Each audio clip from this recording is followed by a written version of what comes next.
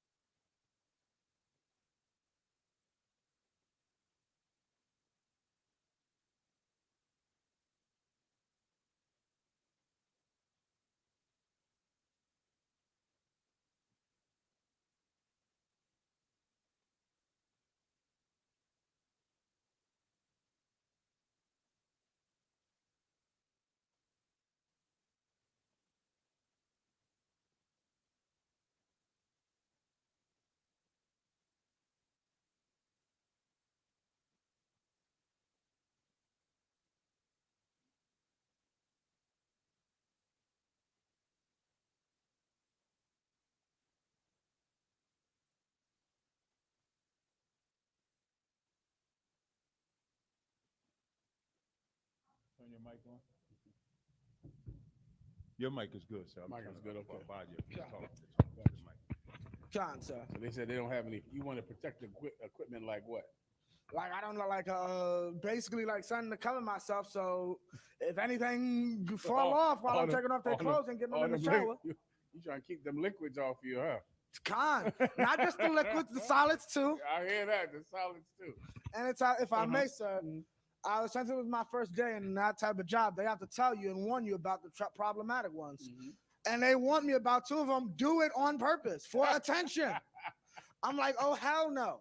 Oh Lord. That's usually called gassing you. Con. Where they're gonna just take human feces and urine and toss that right in your face. Con. Well, they ain't doing that, but they'll just purposely sit there and wet themselves just so somebody can give them attention or. And then what they call, they lied to me at training because they're like, yeah, because they teach you takedowns in case you ever have to. Yeah, we never have to use these. Yeah, we have to use these back in July. I'm like, wow, thank you for that. Hardcore. Well, hang in there, Rock. Con, sir. Protect yourself. Con, I know that much. Shit. You better learn to duck up. You better duck. And they got you wear gloves and all that to protect yourself the best you can. Yeah, they always telling us to, because some, like Salakia, I had to, they shut down early on Thursdays because they had to do a class. Come to find out, one of the newer guys, I guess he's older, he has a history of UTIs, so they can't give him a full catheter. They had to sit us down and explain how to use a straight catheter. If you're a man who's familiar, I don't want to. And they ask you to put a catheter in someone? Most High in Christ, this brother is stable enough that he should be able to do it himself, but we're trained in case he asks us for help. Out. Yeah. Or he needs help. Yeah. That's hardcore, man. Let me give Abadia a hand. Goddamn. He's performing a service in there for the sick and imperiled brothers and sisters in the nation of Israel. Go ahead, I just want to say, specifically my class, I'm glad about, I want to say 95% of it, well, I'll say 90% of it is Israel. Listen, how could it be anything else, man? Abijah works with people that have mental disorders. Right. There's slavery in the world, and what you're going to find is that number of people is going to grow in these last days, in these last days, because our people are afflicted with curses from God. And in your slavery, you're going to encounter people who are suffering the most. Yeah. Right? Many of us, people who live in fancy neighborhoods and drive fancy cars, they have demons as well. They suffer from mental disorders as well. But the people that you're going to work out, the people in homeless shelters and in tent encampments and people in institutions, they're suffering the most. That number of people is going to grow and grow and grow.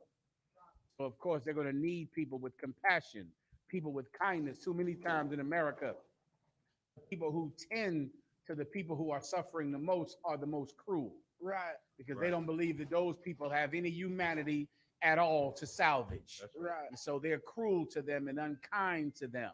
And those diapers that they sit in all day, people that work there usually will allow them to sit in those diapers all day. Right. To soil themselves for 2 days. And because they don't have any compassion, but I know you being a representative of Christ at that institution, that you'll show kindness to people that other people would not care about. Right. So well done. I'll give him a hand. All right. Let me just let's get up. Most High in Christ. We're here today in Stanford, Connecticut. Give Stanford, Connecticut a hand. Hartford. God, I always make a mistake. So like it. Hartford, Connecticut. Give Hartford, Connecticut a hand, man. Hartford, Connecticut is a place like that most people all throughout America don't understand the extreme poverty that's here in Hartford, Connecticut.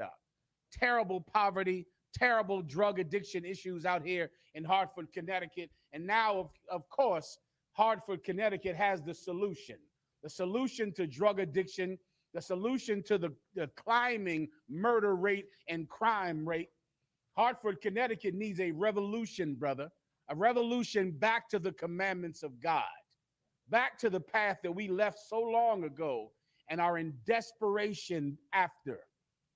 And we're here today because of it. Give Officer Karaya Allahan. That's right. He's here tonight in charge of Connecticut, bringing the path to God back to Connecticut so that the children of God can walk that path, all right? That's right. I'll get your questions here in the room tonight. I'll get your questions online. We'll go over some specific issues in Connecticut. We'll also go over Brittany Griner. That's a giant a national story that everybody cares about. Coupled with that, we'll go over women's prison. That's another number of people that's quadrupling in America every day, the amount of people that are in women's prisons. We'll couple that with the Brittany Griner story, okay? And women in general, and the weakness in women that is propagated here in America and throughout Great Britain and throughout the world. That kind of weakness adds to people like Brittany Griner. That's right. It increases the number of people who suffer from the things that Brittany Griner suffers from, all right? Also, we'll go over PPP loans, all right? We're going to go over that tonight because of a new bill that Congress just passed this week. I believe it was the Stop Inflation Bill, a bill that, of course, will increase inflation, all right? We'll go over that today as well, and we'll show you how that applies to the PPP loan crisis that Black people are about to suffer very, very soon, Blacks and Hispanics. So I'll get just come on. Just to say something about the PPP loan, does that include the, I don't know, 100 multi-million dollar companies that got caught the day it, what's No, called? it does not. Yeah. It has nothing to do with those. This has nothing to do with the vast corporate problem of corporate corruption that's happening right now in America. No, this is not about, IBM and Walmart and Uber. This is about your cousin who went out and scammed the government for $30,000. It's that. It's not about the corporations. In America, go research this out. You are 5 times more likely to be audited by the government for your taxes if you're poor. Poor people are 5 times more likely to be audited than the rich. When I say audited, for you brothers that might not know, meaning everyone has to pay taxes every year, right? If you have a business or if you just work a job, you owe taxes. Usually on a slavery, they take the taxes out before you can even cash it. Right. But if you have some type of small business, and when I say small, I mean small. I mean one nigga in a room with a computer. That's a business. Shalom. That's you? Shalom. Give him a hand. It's a small business right here. All right. Well, your small business is 5 times more likely to be examined by the government to see if you're paying your taxes than IBM, than Uber, than Microsoft. They don't care what they're doing, but they care what you're doing. And there's a new bill that passed this week to empower them to care even more. And I'll show you. And obviously, it's for Black people and Hispanics. And I'll prove it to you in about 5 minutes. All right? You had something you wanted to say. Every business that makes under $200,000. Yeah, under $2,000. And what's under $2,000? $200,000 for the year. And what's under $200,000? $20. Oh, God. You get my point? $0. So your business that makes nothing is now going to be examined now more than ever. And you make nothing. We'll go into that tonight as well, all right? And another aspect of it that is, draconian, that's scary, all right? Questions, where are we at right now out here in Hartford, Connecticut? Any questions online, Captain? I do got questions online. Go ahead. Sister Miriam had a general question. She wanted to know, can you get therapy from the world? Like, I'm assuming instead of... From a therapist. Right. Absolutely. Like kind of Absolutely, yeah. Getting a therapist from the world is no different than getting a doctor in the world or an eye doctor or, a surgeon in the world. That's, if you want to do it, that's fine, right? Mm-hmm. Where you get therapy from is in general really doesn't really matter. Here's the fact of the matter is you're not going to listen to any therapist any damn way. Right. So what is the point? Go get one in the world, get one in the truth, get one that lives on the rooftop. Get one from a hole in the ground or a hole in a tree. Let a Keebler elf be your therapist, right? Here's the problem. No matter who gives you therapy, you're not going to listen to a damn thing they tell you anyway. It's like asking, who can be my drug counselor? Shit, anybody. Right. Anybody can be your drug counselor, right? Pick a person and let them be your drug counselor, because you're going to continue to get high no matter who talks to you. So to your answer, yes, you can. Con, All sir. right, next. Next question was G. Hodges wanted to know if there was any significance with the dove from Noah and then the dove descending on, with the Holy Spirit descending like a dove. I got you. The significance with the both. Well, the only significance period in the Bible to a dove is that the dove is the Most High's favorite animals. Someone give me that too in the Apocrypha, please. All right, you have it. First, let me do this. All right, the Most High has favorites of everything. Many times, from growing up under our oppressors' lie, we believe in egalitarianism. When I say egalitarianism, I mean the belief that everything is equal and the pursuit for equality in all things. That is not God's way, Ak. That's right. God chooses, he judges, he picks, he chooses this person to live and this person to die. That's our God. And by following God, what you'll find is that you'll become better at making choices, Right. making decisions. Well, God created all life on the planet Earth, everything. And out of all those things, he chose his favorites. We'll go over them right now. Tell everyone where you are, please. Second Esdras chapter 5, verse 24. And of all lands of the whole world, thou hast chosen thee. Tell them where you are again. Second Esdras chapter 5, strong whenever you get verse 24. Mm-hmm. And of all lands of the whole world, thou hast chosen thee one pit. Read that again. Of all lands of the world. Think about all of the land that the Most High God created, brother. Beautiful mountains and lakes everywhere. America, before the so-called white man got here, was beautiful. Great Britain, beautiful. Europe, beautiful places, with rivers and waterfalls. Well, out of every land, all land that the Most High created, go ahead. Of the whole world. Of the whole world, go ahead. Thou hast chosen thee one pit. The Lord chose one pit. What's that pit? Oh, no, I was about to ask, what is the pit? Israel is Right. that pit. The valley of decision. The valley of Jehoshaphat. That pit is Israel. Everyone understands. Out of all of the lands of the world, he chose the land of Israel to be his favorite land. That's the motherland. Israel is the motherland, holy land. Keep going. And of all the flowers thereof, one lily. And the Lord, think about how beautiful flowers are. Oh man, beautiful roses, amazing. Daffodils and everything. Well, out of every flower, the Most High chose one flower, the lily. The lily is the Most High's favorite flower. The Most High's favorite land is the land of Israel. And when I say the land of Israel, I'm not talking about that little piece of country that the white man calls Israel. I'm talking about Israel with its biblical boundaries, which would include the entire Middle East. That's right.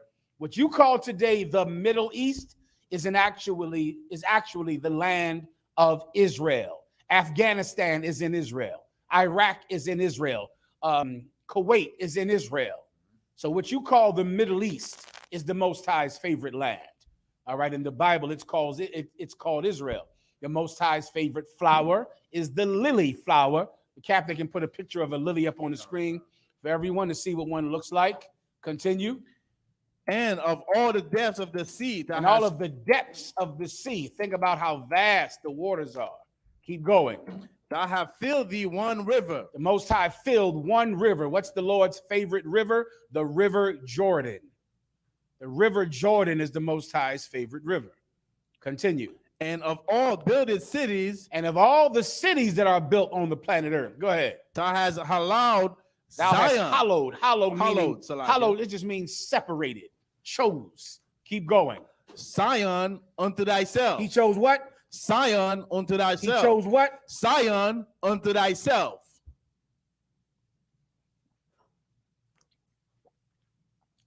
Out of every city, the Most High loves Zion. That's his favorite city. Jerusalem is the mother of us all. Right. Jerusalem is Zion. That's the biblical name for Zion, which means weapon, in Hebrew. But brotherhood is a weapon. That's the Most High's favorite city, Jerusalem, or otherwise known as Zion. Keep going. Verse 26. And of all the fowls that And of are all of the fowls, what's a fowl? That's an old English word for birds. Fowl. Of all the fowl, go ahead. that are created, Go ahead. thou hast named Come on. the one dove. Thou hast named the one dove. Eagles are wonderful. Give me some hawks, penguin, whatever bird you have. All right.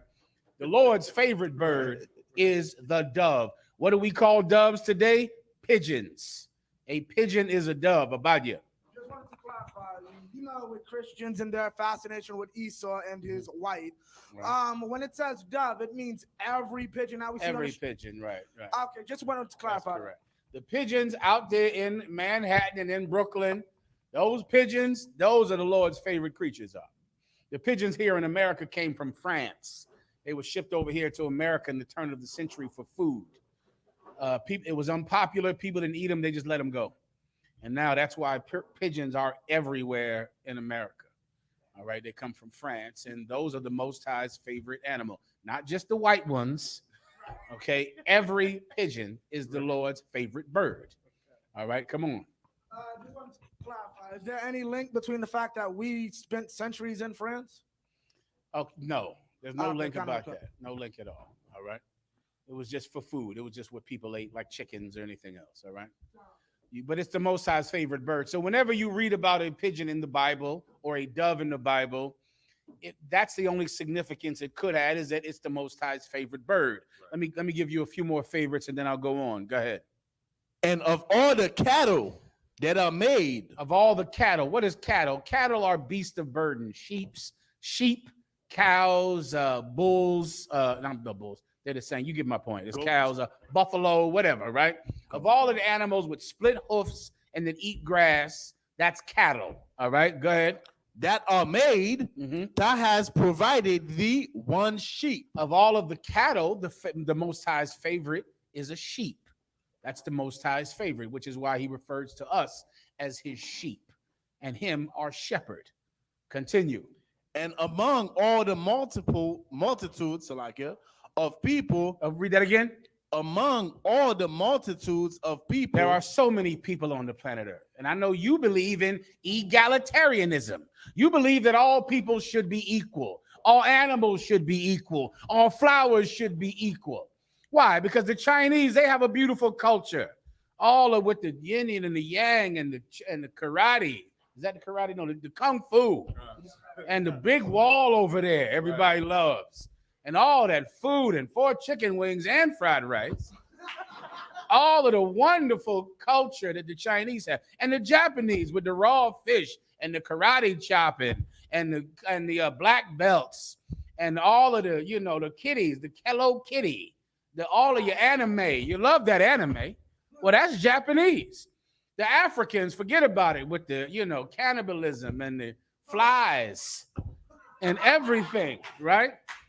The Africans have a wonderful culture, right? Japanese, Arabs, oil, right? Islam, right? All these people, they have wonderful cultures that they can be proud of. But there is one thing that my people can be proud of. One thing we can hang our hat on. One thing that can fill our chest with self-esteem. And it is this. Read. Thou hast gotten thee one people. And unto this people, whom thou lovest, thou gavest a law that is approved of all. Everyone has a culture that they can be proud of. Cities and societies, old and ancient. But there is one thing that every nigger and every spick and every wetback and every savage can depend on and rely on. We are the chosen people of God.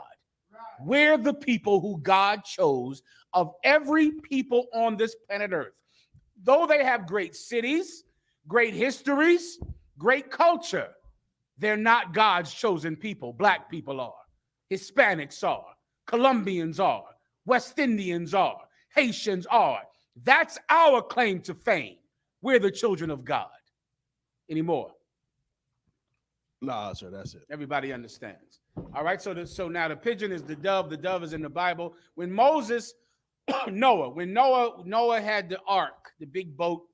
He was in that boat when there was a flood. They waited until the flood receded the water. They waited till the waters receded. The way that they knew the waters receded is because they would send out a dove out the ship every day, right? The dove would come back. If the dove came back, they knew there was no land because he had nowhere to land and to stay. But then one day when the dove came back, there was a olive branch in his beak. Come on.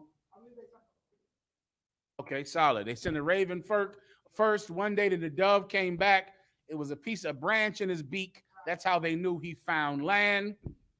They knew the waters were receding. They knew that the flood now had ended. All right. So now the other precept he's referring to is when the Lord said that the Spirit of God descended on Christ like a dove, which does not mean it looked like a dove, like with wings, but it just floated down from the sky. So just imagine a glowing light, not a bird, a glowing light coming down from the sky covering Christ. And because it landed on him, it's referred to as like a dove. All right, that's it. Anybody want some food? You can go grab it. All right, solid, no problem. Mark. Next. Brother, Keep going. Brother, young man DeMarcus wants a breakdown on Galatians 4, a general breakdown on Galatians 4, verse 17. Okay. All right. General breakdown on Galatians 4 and 17. Sir. Make sure. Let me know how long we have the room. Till midnight. Sir. Okay, perfect. Go ahead. Yes, sir. Galatians 4, verse 17. They zealously affect you, but not well. I may have to go a couple verses up, sir. Please. So I'll start at 15. Mm-hmm. Galatians 4 and 15. Where is then the blessedness ye spake of? Is this question in specific about? It was about 17, but I didn't know if you wanted some I context. do. With it. 17 is what you were just reading? Context. Okay, go ahead. Read your context. Where is then the blessedness ye spake of? For I bear you record that if it had been possible, you would have plucked it out of your own eyes and have given them to me. Let me explain the context of what's happening right now. This is the Apostle Paul, who was the apostle sent to people who had taken on the culture of the other nations. People who weren't raised to be Israelites, people who were raised to be Romans and to be Corinthians and to be Galatians. He went to them sent by Christ to show them their true nationality, to bring them back to their true culture, right? He was sent to them. These particular people he's battling right now are people who worship the Arab religions of today, the Ishmaelite religions in the Bible, moon worshipers. The same way that the Muslims worship the crescent moon today, they worshiped the moon a long time ago as well. And so Paul is in a battle with them, trying to explain to them how they're so zealous about worshiping this moon. And they're so animalistic about worshiping the moon, and they shouldn't be because it's not their culture.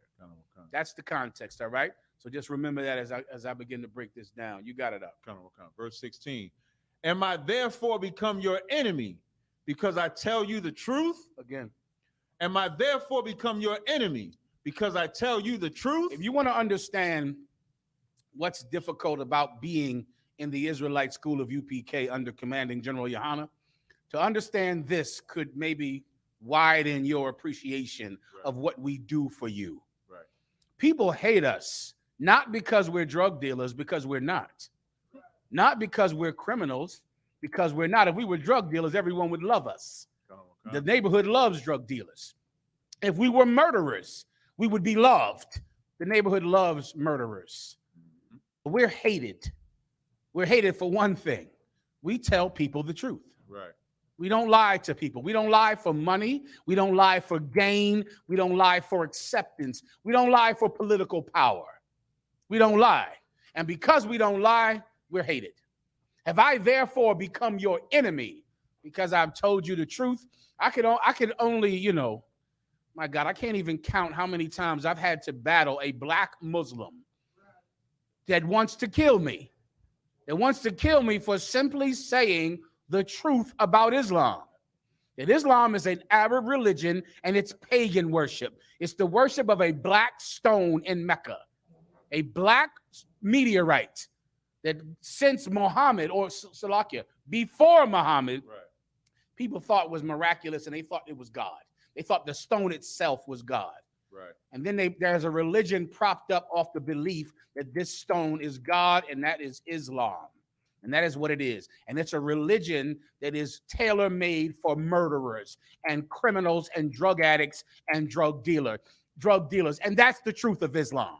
And Louis Farrakhan is the one that made it popular today. And of course, Louis Farrakhan worships anything that will buy him more bow ties, which is why he became a Scientologist. Go look that up.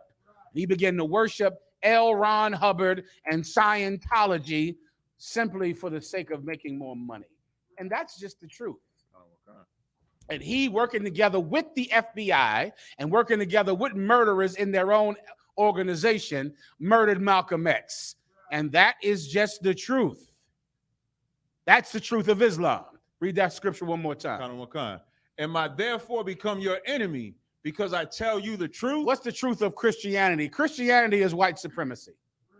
It's a religion propped up during the time of the Renaissance, during the Renaissance time, that propagated white supremacy in a world that was about to be overcome by black people in Europe. Black people, Hispanics, began to get power in Europe.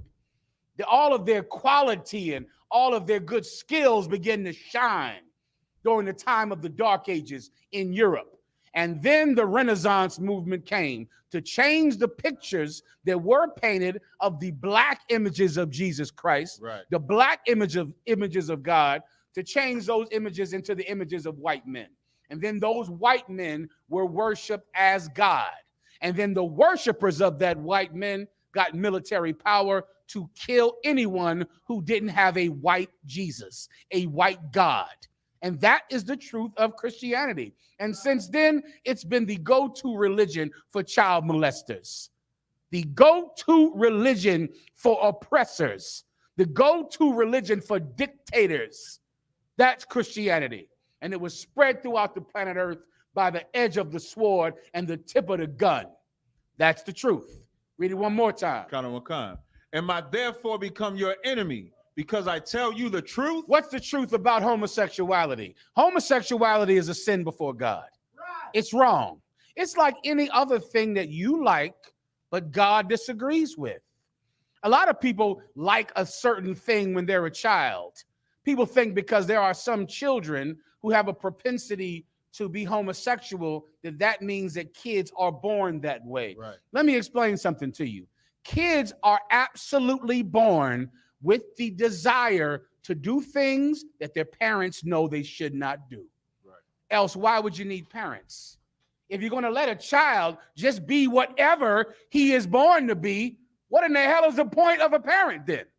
Why don't we just sit a child outside in the damn woods and let him just be whatever he wants to be? Parents are there to help a child curb his base instincts that might push him down a path that could get him killed, that could get her killed. If you have a little child that likes to start fires, who ever heard of that? When I was young, there was a lot of those. We used to call them firebugs. Tazaryak was one of them. Yeah. He was one. Abaji, you look like you start a fire right now. Abaya look like you better see if he got matches on him right now. I can see it in you. Right? Abaji?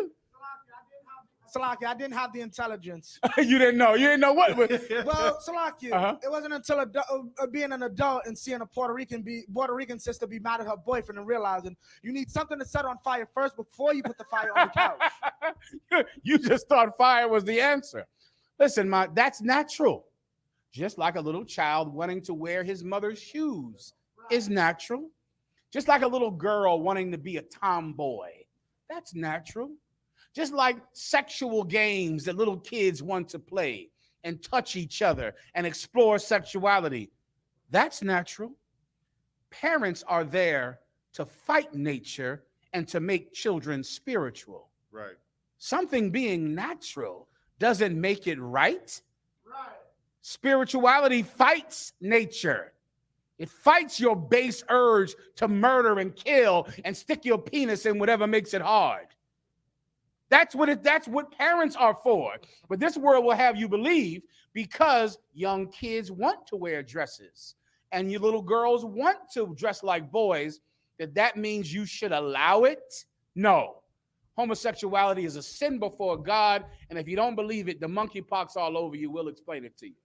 Once you get AIDS, you'll understand what God's will is. Homosexuality is wrong, even though it's really important to you. That's the truth of homosexuality. Give me another, Tazar whenever you get a chance. You want me to read it again, sir? Mm-hmm. And I therefore become your enemy because I tell you the truth. What's the truth about women? Let me explain women to you for a second. Women, right? Women are born on this planet to help men. That's the truth of women. That is exactly what God wants for a woman. And in that pursuit to help a man, she can be a lawyer, a doctor, a judge, an accountant. She can be president of the United States if it's something that helps her man. Right. She can achieve high goals that she would not otherwise achieve if not for her desire to be everything she could be for her husband. Being feminine is the real power that a woman has. It's what propels her into great, great positions of power in America and all throughout the world. It's something that should be embraced. But here's what has to be avoided if you're a woman. Thinking that your life is about ruling a man and controlling a man. In essence, you believe that you should be a man, that your power is in being aggressive and in arguing with him day and night. You bitches need to shut your mouth. That's the truth of women. That's the truth. I know it offends you that I call you a bitch. I'm calling you a bitch because it is true. That's the whole point of this whole topic, I believe. Gotta work. Precept. You know what I want, Captain. Pull it for him. That's in the Bible. That's in the Bible to call a certain type of woman a bitch. That's in the Bible. And the fact that it offends you so should show you that it's true. It's why it hurts so bad. I have it, sir. Please. I remember being in the world and I would hear brothers say something when I would walk by the camp and they would talk about something I was doing and it would cut me to my soul. That's what you bitches feel when I say the word bitch. It cuts you to your soul. Like I used to be cut when brothers would talk about murder and talk about drug dealing and talk about crime and talk about womanizing. I was cut by those things. And you bitches are cut whenever you hear the word bitch because you know it's talking to you and you know you're a bitch. Please read. Ecclesiasticus 26, verse 25. A shameless woman. What? Say it again. A shameless woman. This is in the Bible. A shame. What does it mean to be shameless? Let's look that up. Shameless. Shame is a valuable thing up. And once again, what's happening now? You're not allowed to shame any woman anymore. You know what I heard today in the gym, caught this out. I'm in the goddamn gym today, right? And some bitch came on the radio, on my, the listening to the radio. And they said that you are not allowed to call a prostitute anymore, that you have to call them sex workers. What? And I remember, yeah. And I remember thinking, what? And they did a whole speech about, calling someone a prostitute is so old and rude. It's rude to call them a prostitute. The new name for them is sex workers. And I said, well, damn, are you trying to encourage women to be whores? Okay, let's say you don't want to make women feel bad because they're selling their bodies, to take care of their kids. You can't want them to do that, right? Like, it can't be that you want to encourage it, even if you don't want the woman to go to jail and you don't want her to be abused. Clearly, you do not want girls to be sex workers. Right. Cut this out. They're going to have a union soon. If you get rid of shame, people are going to do things that are self-destructive. You have to have shame. Shame is important. Shame is what good parents teach children. Right. Shame. You have to be ashamed of being a prostitute, or else the money will supersede everything else. You have to be ashamed of being a drug dealer. You have to be ashamed of being a thief, a liar. Without shame, then all of the good things that you get from committing crime will be good enough for you to do it all the time. Hold your point. Keep going. I'm sorry. You want the Let's look up definition, shame, right? please. You want shame or shameless? I got both, sir. Give me shameless. The definition of shameless. Slacker, so can I give you shame first? Shame, a painful feeling of humiliation or distress caused by the consciousness of wrong or foolish behavior. Oh, come on, Levi. Shame is your conscience making you feel bad. Do you want to live in a world where no one feels bad for doing something? No one has a conscience. No woman that's a prostitute has any conscience about what she's doing to her body, her nation, or her children. Is that what you want? Where no drug dealer feels any shame, no drug addict feels any shame for what he's doing? Can you imagine what people will do if they have no conscience? You should see now what they'll do because they're doing it. What does it mean to be shameless? Shameless, having no shame, insensible to disgrace, a shameless braggart, showing lack of shame, the shameless exploitation of workers. Meaning someone who has no sense of right or wrong. That's shameless. The Bible says what? A shame. You can take it from him. You need that? No, I got it, sir. So no sweat. Ecclesiasticus 26 and 25. A shameless woman shall be counted as a dog. As a what? As a dog. As I say again? As a dog. Say it one more time. As a dog. A shameless woman shall be counted as a dog. What is a dog, you dog-headed bitch?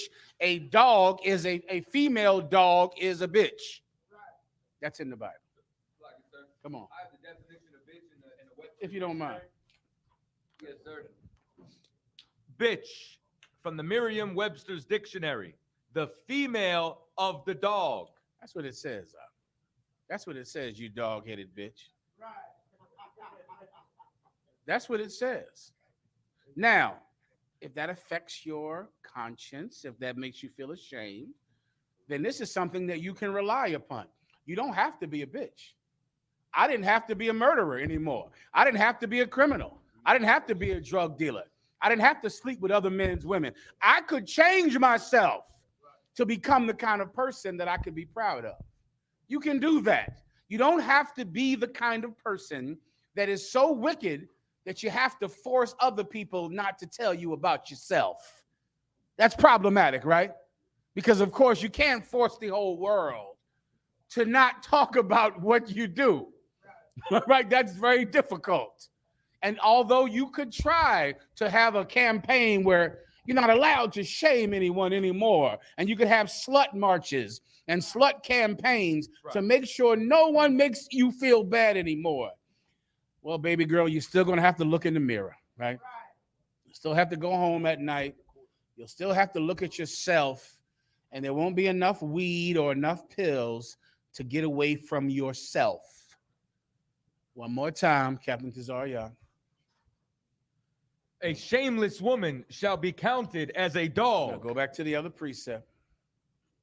Galatians chapter 4, verse 16. I might therefore become your enemy because I tell you the truth. Keep going. Verse 17. They zealously affect you. They zealously affect you. Speaking about the moon worshipers or the Ishmaelites or the Arabs of today, they affected them zealously. Oh, they're so Allah Akbar, Allah Akbar. Oh, they're so zealous. They're extreme about Islam, aren't they? They love it so much. They did 9/11. Flew those planes into that damn building. They bang their head on the ground every goddamn time, 5 times a day where they burn a mark in the damn forehead from scraping their forehead on the ground. Jesus Christ. You look at him like, put some Makira kiln on that burn on your head. Keep going. But not well. But not well. Just being real hype about a thing doesn't make it right. You Christians should learn that jumping around in that damn church like that. You're in that church jumping around and spraining your damn ankle in that church, hurting your back. You Christians are in terrible shape anyway. You're not fit to be jumping around in that church. You're in terrible shape. You're eating all that pork all day, smoking everything, popping pills, and then jumping around in the church giving auntie a heart attack. Your grandmother's going to drop dead in there because she's not fit enough for all that cardiovascular activity in that church. Just because you're so excited about a thing doesn't make it right. Read that again. They zealously affect you. They zealously affect you. You're so moved by the Holy Ghost. You're so excited about it. You believe in Allah Akbar. Shout out to over there in the UK. Soon we'll be coming over there to the UK to go on Preacher's Corner over there in the UK and just talk about Islam a little bit. No big deal. I don't know why we got to get so excited about it. Over just telling the truth about Islam every once in a while. Why not? Everybody get to lie all day. Can't we just tell the truth for 10 minutes out here on this street corner? Why? What's all the controversy about? They zealously affect you, but not well. It's not good. It's not good that you act like that over something so stupid. Calm down. Relax. Keep going. Yea, they will exclude you, that ye might affect them. Let me explain, Christians, Muslims. These white people that have you so excited. Some of you are so excited over Joe Biden. Oh my God, Kamala. Oh, you out in the street marching. Oh my God, you're a political activist, aren't you? If you out there, somebody type in there, if you went out there and got Kamala Harris elected and Joe Biden, you out in the street protesting with signs for Joe Biden. Please, someone type into the chat room and tell me about that. I know you were so excited. You were going to change the world. I know I don't have to bring up Obama because some of you are in the truth now, but you loved Obama back then. Hell no, Abadja, huh? Abadja said he ain't going for that. I ain't going to put that on him. Go ahead, give Abadja the microphone. I wanted his job, so yeah. Right. Well, listen, all right then. Well, Abadja, some of your brothers and sisters out there, they were in the truth now, but they were out there crying for Barack Obama, protesting and marching. He was going to change the world. He was going to get rid of all student loans. Student loans are going to disappear in the name of Jesus. Like, poof, they're gone. It didn't happen. All right. That was not true. All right. All right. They zealously affect you, but not well. Why? Because they would exclude you. Go ahead. That ye might affect them. That you might affect them. I'm going to break this down for you very flatly, laying it down under your feet so you can stand on it. All right. This is what this scripture means. The people who you get so excited for, the Democratic Party, the Republican Party, abortion rights people, white women, the feminist movement, Islam, Christianity, the Holy Ghost Church, the Episcopalian Apostolic Church. These people get you so excited, and now they affect you so intensely. Also, they can exclude you when the prosperity and the money and the wealth comes so that you can affect them. All of your hard work affects them. You go, black women, you are the ground that the feminist movement walks on. The feminist movement uses the zeal of black women so that white women can get more money. So they exclude you so that your zeal affects them. They get richer because you're so excited about feminist issues. They get more rich. You black Muslims, man, nobody would even know what Islam is if not for the zeal of black Muslims, for the zeal of Malcolm X and Farrakhan. Because of that, you made Arab oil owners richer. Arabs who have oil got more prestige because black people in Harlem were so nuts about a rock in Mecca. You affected them. They got richer. They excluded you. You didn't get richer. You didn't get any of the oil money, did you, from Islam, right? White women are ruling everything. White women rule everything in Hollywood, everything everywhere. White women have superseded white men in most places. Are they sharing that with black women? Are they giving you your portion? Hell no. But you affected them. They got richer, but they excluded you. Everybody understands. Go. I think verse 17 was the question. Mm-hmm. Come on, God. Next question, sir. Oh, was that the question? Yes, sir. Oh, 17 solid. was Move the on. question. Solid. Next question. Colonel Next Khan. question. Question is See me one more time, please. general breakdown I on appreciate it, Psalms 55 verses 12 and 13. Psalms 55 and 13. I'll take it. The water.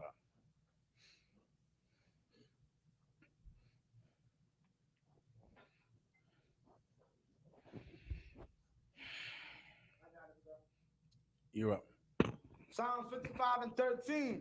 It's like 12 to 13. 12 to 13. Con. Psalms 55, 12. But it was not an enemy that reproached me, then I could have borne it. Neither was it he that hated me, that did magnify himself against me. Then I would have hid myself from him. But it was thou, a man mine equal, my guide and mine acquaintance. I need some context for this. Give me 2 verses above it, please. Verse 10. Day and night they go about upon the walls thereof. Mischief also and sorrow are in the midst of it. Wickedness is in the midst thereof. I'll give you some context. I can't recall this. What's happening here? Can you check it out? Let me read above, sir. Go ahead. 55 and 12. Give Carter's a second to check it out for me, all right? Any other questions in the room? Yep. I was on Clubhouse the other night. It was morning rather. It was me, Karyash, and Nakar, and I had some idiot Christian try to use Galatians 5 and 22 and Matthew, the 7th chapter, when it talks about the fruit, to try to save that stupid Canaanite bitch, and try to say, who is she? huh? Who's the Canaanite bitch? You're a dog. And they try to In the Bible? Is that someone in the Bible? yeah, kind of what's called the Canaanite woman that Christ called the dog, the white woman. Oh, okay. Is it her name in the Bible? No, it just calls her a Canaanite woman. Okay. And, You're a dog. Okay, I got you. right, God. That's right. Go ahead. So he tries to use Galatians, Salaki, if I may, Galatians 5 and 22, and then he prefaces it with, I believe he used Matthew when it says fruit. So he's saying, what's his point? Basically saying she bore good fruit. So that would make, and what's called the fact that she called him Lord and did all this. And mainly his point is the fact that I guess he saw faith. Okay, basically this is 5 and 22. But the fruit of the Spirit is love, joy, peace, long-suffering, gentleness, goodness, and faith. So he uses that and then couples that with, see, no evil tree can bring forth good fruit. And then says, because Christ said, And her what was faith what was the good fruit she brought forth? What are you even talking about? Now, basically, he's trying to say because she worshipped him. The good That fruit showed- are the words she said. Right. I got you. All right. I'll try to get to it. All right. Go ahead, Constance, this is David talking about like the oppression that he was under when he was on the run, and then how he was asking the Lord to basically. And that's why okay. Yes, now sir. I got it. All right, go ahead and read it. Whoever had the question. 12. For it was an enemy that reproached me, then I could have borne it. Let me give you some context. This is written by King David, right? Like all of the Psalms were.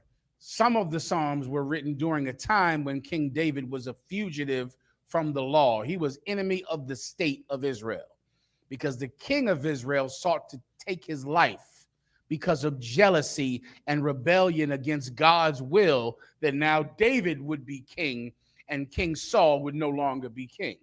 So King Saul sought to kill the future king David, because God chose David. All right. So this is during this time, David is on the run. If you help David, you got killed. Right. Saul killed 9 priests simply for giving David bread and a sword. So you can imagine those of you who have had warrants, don't raise your hand. But okay, but having a warrant is something that you should understand. You probably do understand if you're black and Hispanic. You are afraid to go outside, to walk to the goddamn bus, to do anything, thinking you're about to get pulled over by the cops at any second. And it's like living a fugitive's life. And living a fugitive's life is something that many blacks and Hispanics can absolutely understand. Well, you might understand what it is to have a federal warrant or a warrant in the state. I mean, David at this time, he would have been like being Osama bin Laden. You get my point, where the king personally is using every resource at his command to find one person. That was how King David was living his life. And he was suffering and poor and hiding, and bit by bit, different men who were also on the run, who also were fugitives, joined themselves to him. Rough men, hard men, men who had nothing to lose, began to join themselves to King David. Those men, when he became king, became his mighty men, became the new government in Israel. All right. But during this time, they're on the run. So you have to understand that to get the context. Now, Captain, you can read. Verse 13. But it was thou, a man, my equal, my guide, and mine acquaintance. I'm sorry, read above it, please. Verse 12. For it was not an enemy that reproached me. David, when he was on the run, he would fight Africans all the time. The Philistines, the Moabites. He would fight them all the time, take their land, take their goods. That was how he survived. He survived by policing the land of Israel from the heathens who would encroach on our land. He would go kill them and spoil them. And that was how he survived.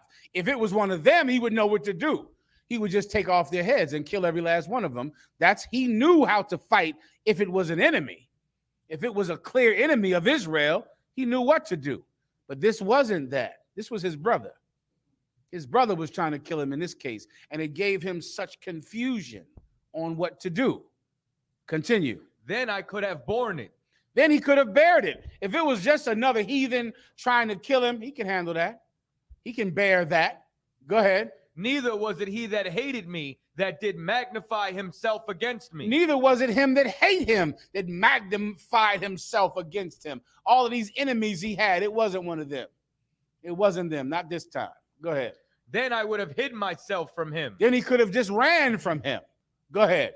But it was thou, a man, mine equal, my guide, and mine acquaintance. Keep going. But this was his guide, his acquaintance, his friend.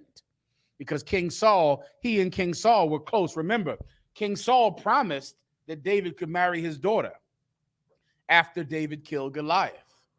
He was close to him. He played the guitar or the kenar for King Saul.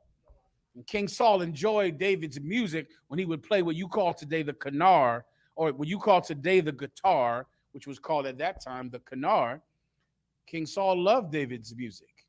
Now this same person is trying to kill him, seeking to take his life. Keep going. We took sweet counsel together and walked onto the house of God in company. Now God, he's remembering the good times.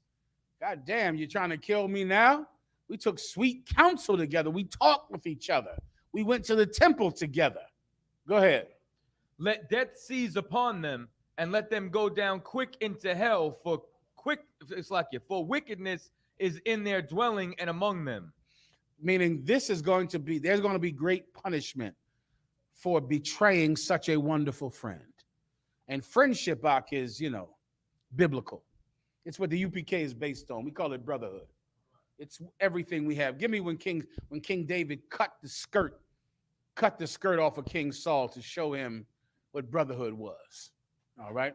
Brotherhood is everything. There is nothing else. It's more valuable than money. It's more valuable than your life. There's an absolute time that could come to every man who decides to be a warrior for Christ, when your life will not be as important as brotherhood. And if you don't get that, you should get it now before you're called upon. before you're tested. Whenever you have it, let's read it. I think. Oh God. 1 Samuel chapter 24, verse 11. Sorry, brother, started verse 10. Behold, this day thine eyes have seen how that the Lord hath delivered thee today into mine hand in the cave, and some bade me kill thee. Let me give you some context. David was on the run, like I described earlier. King Saul came with his men and was chasing him. Then King Saul went to sleep in a cave at night, him and his men. Now, I told you about David's brothers. They was hardcore cats. While King Saul and his men were asleep in a cave, David found out they were in a cave sleeping. And some of David's men said, listen, man, King Saul is asleep in that cave over there. Go in that cave and kill him. He's trying to kill you. Right. He's seeking to kill you. You can end all of our problems tonight by killing the man who has us all on the run. That's what David is trying to say is he would know what to do if it was an enemy, but it's not an enemy. It's his brother. It's his king. He didn't know what to do. The brothers said, kill King Saul. That's what you should do. You should kill him. David crept into the cave while Saul was asleep, crept in the cave, took a knife out, and cut a piece of Saul's garment off. He cut a piece. He took it, balled it up, and left. And then the next day, he met King Saul. He met him. And this is what he told King Saul. What kind? Captain. 1 Samuel 24 and 10. Behold, this day thine eyes have seen how that the Lord hath delivered thee today into mine hand. The Most High gave your life to me today.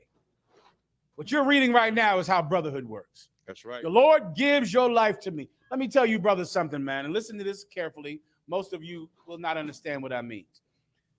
You cannot even be a brother to someone who is evil without first having the ability to take his life if you want to. Yeah. You need that, which is why we acquire that ability in the UPK. Right. The people who we are kind to, we're not kind to them because we're unable to hurt them. We can hurt you. Mm-hmm. We are absolutely capable to hurt anybody. We could do it. I don't care. Right here, and where are we at again? Hartford, Connecticut. We can reach you down here. We can get to all of you in Hartford, Connecticut. It would be easy. It would be easy to hurt anyone in this city that we want to hurt. It wouldn't be a difficult thing. It might be a phone call, right? And without that ability, you can't forgive anyone. Mm-hmm. You can't forgive someone without the ability to take vengeance on them. Right. You have to acquire the ability to take vengeance, to stay your hand, and to not ever take vengeance. So now when you forgive someone, it's true forgiveness. A lot of you Christians believe you love white people when it's impossible for you to love white people, right, because you have no ability to hurt white people. Mm-hmm. So how can you love white people while you beg them for housing and beg them for food and beg them to get rid of your student loans? You don't love white people, but there are some white people that love you. That's for sure. Just like there are some white people that love dogs and cats. Do you understand? Black people can't love white people, but white people absolutely can love black people because they can feed you and give you a Section 8 voucher. That's right. And give you a place to live and give your wife, Cheerios and a cereal and Similac. That white person has compassion on you. He loves you, but you're black. What in the hell are you going to give him? You don't have any ability to love. Well, in the UPK, we get the ability to take revenge. We can do it. We can do it. With that ability, we stay our hand. We put down our weapon to forgive the people who deserve forgiveness. Everybody understands? Mm-hmm. Listen, King David went to King Saul and said, God delivered you into my hand. He delivered you into my hand this day. Keep going. And some bade me kill thee. And some told me kill you. That's what they said. They said I should go into that cave and kill you. Go ahead. but mine eyes spared thee. Read that again. But mine eyes spared thee. Now you can forgive. Because you had the ability to creep into the cave, which is Yad Karab, which is training. Think about the training it takes Kadazar to get down there and have some good creep to you. To get into that goddamn cave, creep in there, not waking up anybody. Right. You have to have a knife. You got to know how to use that knife. Right. Mm-hmm. To cut off a piece of his garment, to take it away, creep out the cave, leave unnoticed. Because he could do that, then he could tell King Saul the next day, they told me to kill you, but I didn't. Keep going. And I said, I will not put forth mine hand against my Lord. I will not do it. They told me to kill you. I said, I won't put forth my hand against my Lord. You are my king. Even though you're trying to kill me, even though you're trying to hurt me, even though I crept into the cave that night and cut a piece of your shirt, I still won't kill you. Keep going. For he is the Lord's anointed. Verse 11. Moreover, my father, see the skirt of thy robe in my hand. See the what? See the skirt of thy robe in my hand. Then David pulls out a piece of the garment that Saul is wearing, that he has on. Look at this. Isn't this your shirt? This is your shirt, right? Look down at your shirt. You see that piece missing? Here it is right here. So you understand? Without that, you can't have the ability to forgive anyone unless you can show them this. Unless you could say, I could have hurt you. And please believe it, Connecticut, we can hurt you. Mm-hmm. We can do it. And we don't. Instead, we'll feed you and clothe you and solve all of your problems and raise your children and teach your wife to obey you. Keep going. For in that I cut off the skirt of thy robe and killed thee not. Know thou and see that there is neither evil nor transgression in mine hand. Now you know. This is the evidence that I'm not trying to hurt you. Right. This is the evidence. I could have done it, and I didn't. Everybody understands. This is the precept you need for the brother's question, all right? Okay. This is what David was trying to say. Next. And just on Please. topic, so Salaki. And then could you also use it for when David was at civil war? Absolutely. Okay. This is how David behaved. In this life, the only person I've ever seen do this like this is Commander General YAHANNA. Right. He did this. I Right. saw him do it. I saw him have enemies that were his brothers that wanted to kill him. And I saw him amass great power, so much so that he could have killed them and hurt them, and saw him not do it. Surely I would have hurt anybody he told me to hurt. Right. And he told me to help them and to be kind to them. And I obeyed. Everyone understands. About you. We can use the cut of him using Saul, calling Saul father to cut the whole call no man father, call no man. Forget it. And you can use the fact that people have fathers and call them fathers. Right, kind of concept. Correct. Next. Yes, sir. The brother wanted to break down on the Christian concept of being born into sin. Christians say babies and children are sinners automatically after birth. Damn. All right. I mean, that's going to lead your mind into circular logic. Okay, because of course, if babies are born into sin, then are people born gay? So then, but Christians believe they are born gay, right? So then you'd have to stop them from being gay because people are born gay. It's circular, ridiculous logic. I'll explain what it means. Being born unto sin means being raised by parents who are sinners. That's simple enough to understand, right? Being born into sin. How long have you been celebrating your birthday? You don't even remember the first one because the first one was really a party for your mom. You ever see the baby? They pull out a stupid ass cake in front of the baby. The baby just smashed the damn cake and just hit the cake. The baby looking around like, what is all this shit about? Smash, eat the cake, put the face in the cake. This is why, dummy. The baby doesn't know what the hell this party is because the baby don't celebrate birthdays. You understand? The baby is like, what's all this? This cake, I'm going to put my face in it and smack it. because this party is for you. The party is not for the baby. You understand? The party is for the parent. The parent is trying to indoctrinize the baby with Christian culture, birthday parties. Do you remember the first time you celebrated Christmas? How could you, unless you have pictures? Your parents pushed that on you as a child, right? Being born unto sin means being born to a sinner.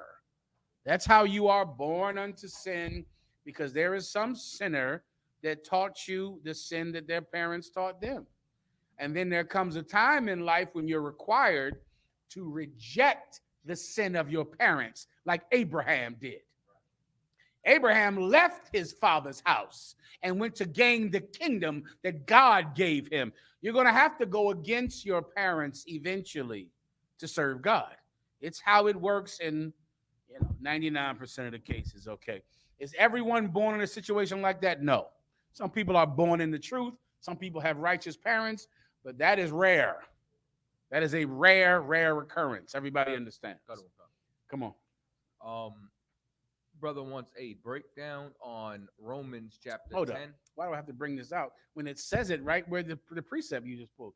Who asked this question? Online? It was online, sir. It's right there. It says, in sin did my mother conceive me. You get my point? Meaning I was born into it. This is from my mother. My mother did this to me. My father did this. Come on.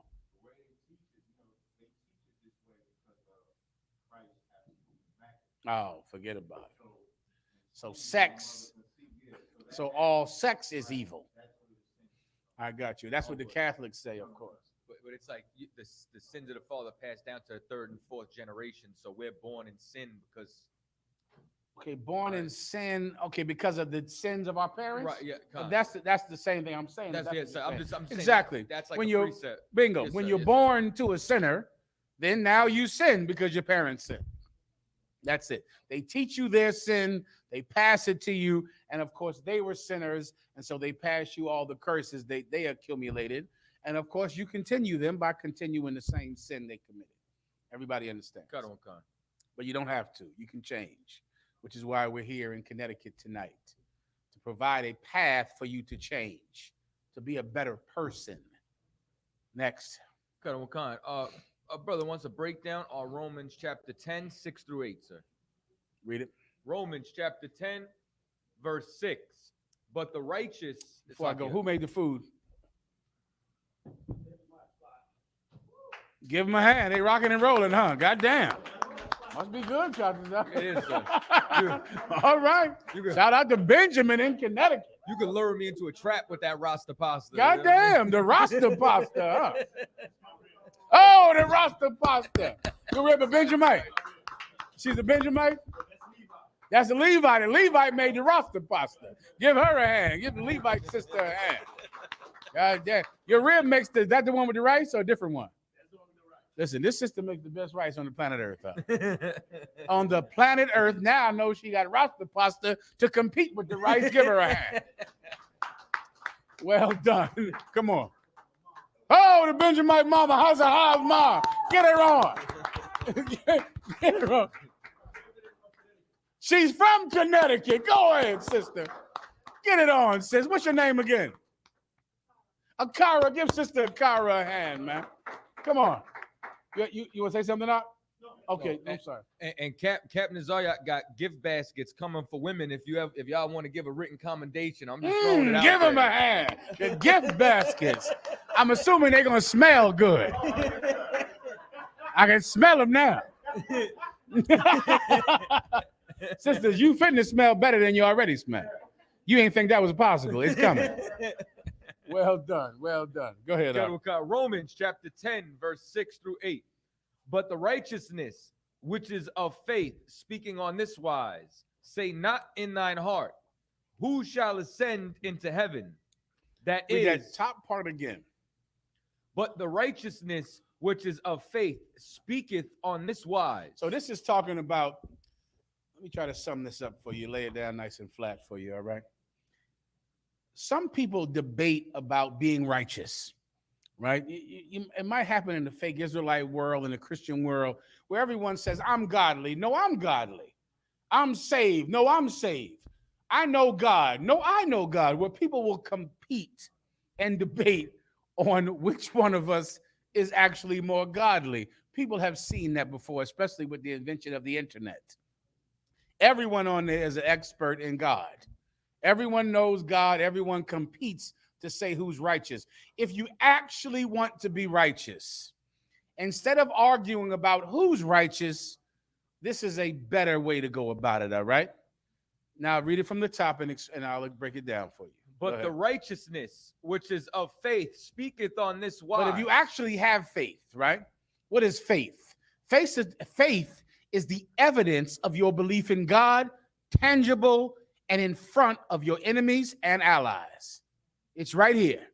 We don't have to wonder about faith. Faith is evident.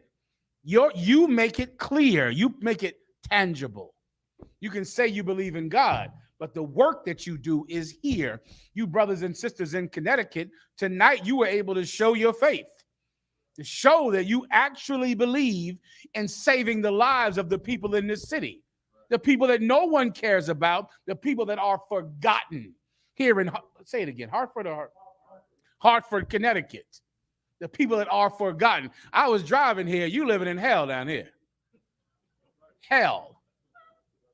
And that is a fact. I've been all over the country. This city is just like Baltimore.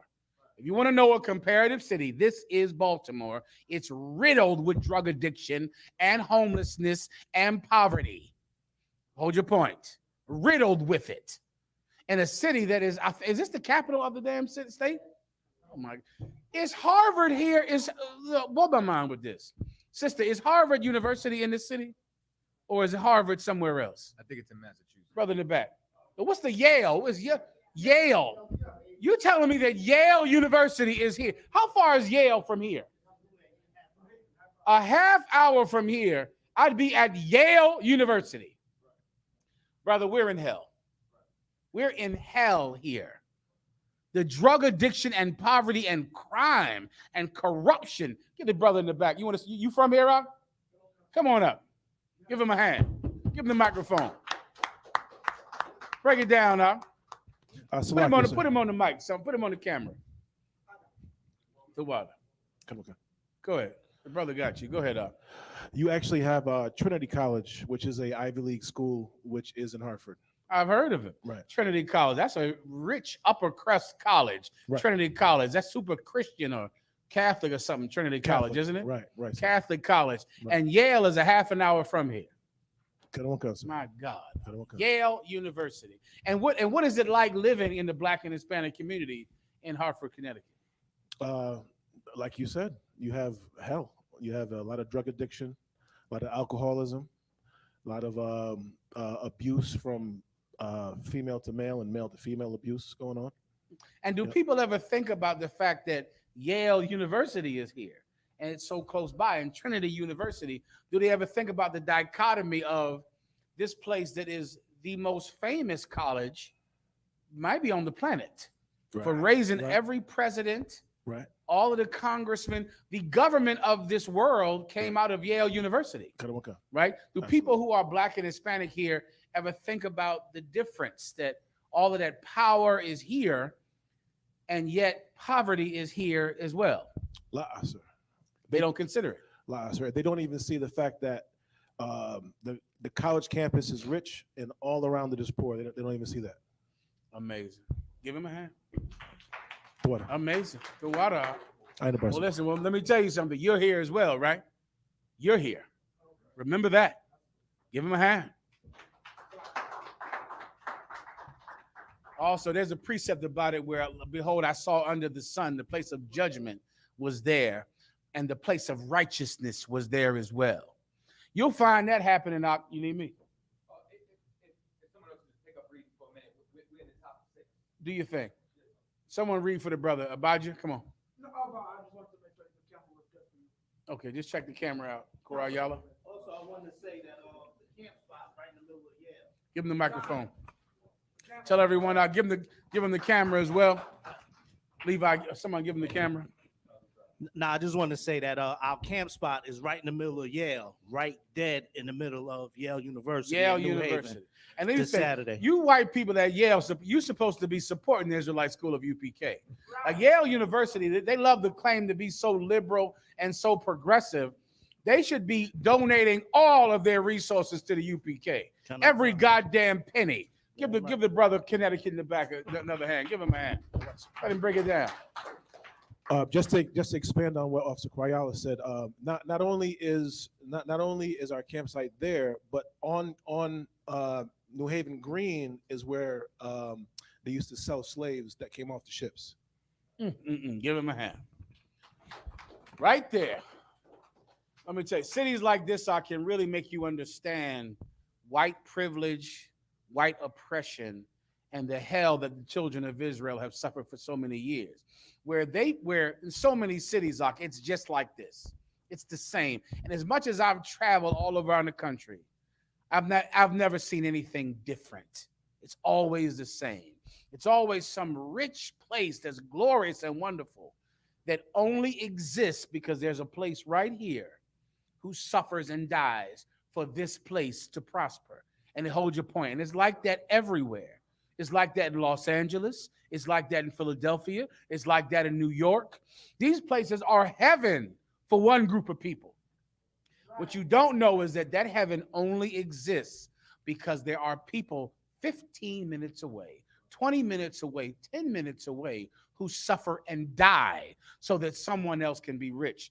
And it's like the poverty almost feeds the prosperity. It feeds it because the more poor you are in Hartford, Yale can buy up more property. The more murders, if they increase, Yale could buy up more of the city. And if the murders don't increase, and if the murders are stopped, Yale won't be able to buy more property. Like the poverty feeds the prosperity. The crime feeds their heaven. And to realize that is to understand something that's essential to life. Your behavior helps the people who are in charge. Your crime, your drug addiction, your murder, your rape, your domestic violence, which is what the officer was trying to say just now. Domestic violence, literally the private at-home hatred that you have for men and women and men helps this society grow. They grow because of it. So when you're in a house with your woman and you're fighting and arguing, I've tried to make you stop by making you think about your kids. That doesn't work. I've tried that too many years. I don't know how many counsels I've had to have where I say, were the children there? Yeah. Were they watching? Yeah. Well, when you were choking her and when she was scratching you, what were the children doing? Salakia, what were the kids doing? Well, they were saying, Daddy, stop. The kids were saying, Mommy, stop. They were crying. They were hiding in the closet or hiding under the bed. I've tried to make you realize that this is hurting your children. That hasn't worked. It hasn't worked. I went to a conference today. I go to conferences and go try to learn more about psychology and therapy, all to think of a way that I can help you to love your kids, and nothing is working. Nothing. Maybe the thought that the more you hate your wife and the more your wife hates her husband, maybe knowing that it increases the prosperity of your enemy, maybe that'll work. Maybe because they get more rich every time they got to come to your house. Right. Every time the police have to come to your home, it increases the police budget. Right. They get more money because they walk into your door. What's the problem? Separate you two. Let me look for scratches. Let me look for bruises. Can you stay somewhere else for the night? Can you leave? Can you go somewhere? Take him to jail. Take her to jail. Put the kids in child custody. That's more money. To take your kids out of your home and have them raised somewhere else. That's more money. You increase the budget simply because you can't stop fighting each other in your home. Maybe that'll work. Hopefully, Hopefully that might help down here in Connecticut, all right? Hopefully, but I'm skeptical that it will. I'm not commanding General YAHANNA. I don't have his faith. Read on. Khan. Say not in thine heart, who shall ascend into heaven? If you actually want to show faith, don't say in your heart, who's going to ascend into heaven? Remember, Christ ascended into heaven. He got taken up into a chariot, right? Don't say who shall ascend into heaven. Remember Enoch, Elijah. They were so righteous that instead of dying down here with everybody else, they were taken up into a chariot to show everyone this person is with God. It was a declaration to everyone. If you saw a chariot lift someone up from the ground, the people who doubted whether or not God was with you didn't doubt anymore, because they saw a chariot of God take you in the sky. That happened to Enoch, Elijah, and our king. Don't say which one of us is going to get taken up into a chariot. Which one of us will be delivered on Judgment Day? Which one of us will get saved and get taken into a chariot? Don't say that in your heart. Don't think about that. Keep going. That is to bring Christ down from above. That's what you should be thinking about. Don't think about whether or not you are going to get to leave and go to heaven. Think about which one of us will bring him down. Which one of us will get Christ to come down here and fix the problems down here. Think about that. Every Christian is thinking about, I'm going to heaven. I'm going to be saved. I'm going to heaven. Nah, that's not One West. In the UPK, we say in our hearts, we'll be the ones to let God's kingdom reign down here. We're going to bring the will of Christ here. We're not thinking about who will get to go to heaven. We're thinking about creating heaven right here in Hartford, Connecticut. We'll create it right here in Harlem, New York. We'll create it in Houston. We'll create it in Los Angeles. We'll create it in Chicago. We'll create it in Philadelphia. We'll create it in San Bernardino. We're not thinking about going to heaven. We're thinking about bringing heaven down here. That's what faith does, sister. That's exactly why we say it. And instead of thinking about, what happens when you die or this big change that will happen after Christ returns. It's what's more important is, what are we going to do before he returns? That's what's in my power. God will choose whoever he wants to save. But there is a thing that's in my power. What's in my power is, whose life will I affect in a positive way? What will I do? I'll bring heaven down here. I'll bring Christ down here. That's what faith really does, Doc. Keep going. Or who shall descend into the deep? What's another thing that people who love God always say? He's going to hell. You're going to hell. That's descending into the deep. Oh, that person, they're going to hell. Oh, yeah, that person over there, they're going to hell. Oh, yeah, sure. You brothers are racist. Y'all going to hell when Jesus returns, because y'all are racist. So y'all going to hell. If you do that, you're going to hell. That's Christian motto 101. I'm saved and you're going to hell. That's not what someone with faith would be talking like. Instead of thinking about who is going to hell, go ahead.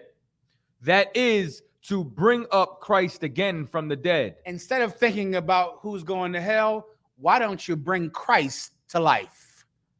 Bring him to life. Bring him to life. He went and died for the nation of Israel. So let's bring him back. Let's bring him here. Let's not, even though this man died 2,000 years ago, he's alive in this room in Hartford, Connecticut tonight. Here we're talking like him, behaving like him, and treating each other like he wanted us to treat each other. Let's bring him back from the grave. Let's raise him. Let's Brakatha Yahweh. Let's raise him up. That's One West. That's our job. Now, if you need to go someplace where they can say, he going to hell, I'm going to heaven, go to church for that. And here, that's not what we're going to do. In here, we're going to bring Christ, we're going to raise him from the dead, meaning his culture what he believed, what he thought, what he wanted, we're going to do. And we're going to bring him down from heaven to make this place as righteous as heaven is. That's the mission of faith. I pray you understand. Anything else, Captain? Last verse, sir. Go ahead. But what saith it? The word is nigh thee, even in thy mouth and in thy heart. That is the word of faith which we preach. But what saith you? Meaning, what are you going to say? The word is in your heart and in your mouth. This is what we teach. We teach this. We teach to raise Christ from the dead so he can be here. His spirit can be here. Bring the righteousness that you plan on living in heaven. Bring that righteousness to Hartford, Connecticut. Don't wait till heaven. What good is that? Hartford, Connecticut needs it now, tonight. You're going to wait, what, until you're dead to have such a wonderful time? Well, how does that baby eat? How does that sister survive? How does that brother stop himself from committing suicide?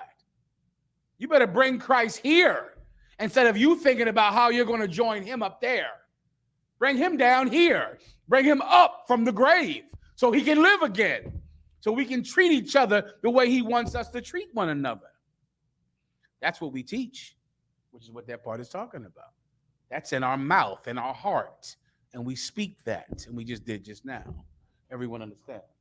Next. Next question is both the words virgins and maid are bathwala in Hebrew, Strong's. What is the difference in meaning? Context. That's what you need. There are many Hebrew words like that, just like in English. There's a dog that, if I was to tell you, he's my dog, I've known him so many years. That's my dog. I walk him every Tuesday. Both of those words are spelled D-O-G. You understand? That's a cool cat. That's a cat that needs a litter box. Both of those words are spelled C-A-T. You get the point. Good. All right? You just need context. Right? You got to have it, or else you're like so many people in this world, the people that go to Yale. They're smart, and stupid. The more they learn, the dumber they get. All right? I went to a conference this week. Shout out to the sister right here, Sister Shawashana. Took me down to one of her old big Sadiddy doctor conferences. I went down there in this conference and listened to this cat talk about Othello and racism and how Shakespeare's Othello, I don't even fucking know. It's a lot. I'm trying to get it. I was in there.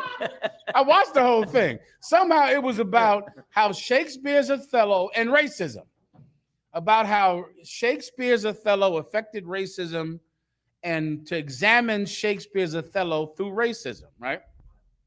Yeah, there you go. And so I sat there and watched the whole thing, and I got more dumb. Somehow I lost brain power. I put it on Facebook. You got to watch it. It made me more dumb, and I'm already not so hot already. Already I'm half violent already all the time. And I watched him, and I'm listening, and they asking him questions, and this cat is some old muckety muck. What's them cats that they love to watch who's black? Who's that? Who's those blackety black people who explain blackness to white people? Like Dick Gregory. So yeah, like what? Give me some famous people. Cornell West.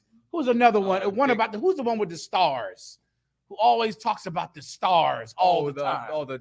The Dr. Cat. He's The in the Dr. movies. Cat. Damn, what's his name? Oh. I can't remember. They remind me of them where he's explaining it, and it's all gobbledygook. It means nothing.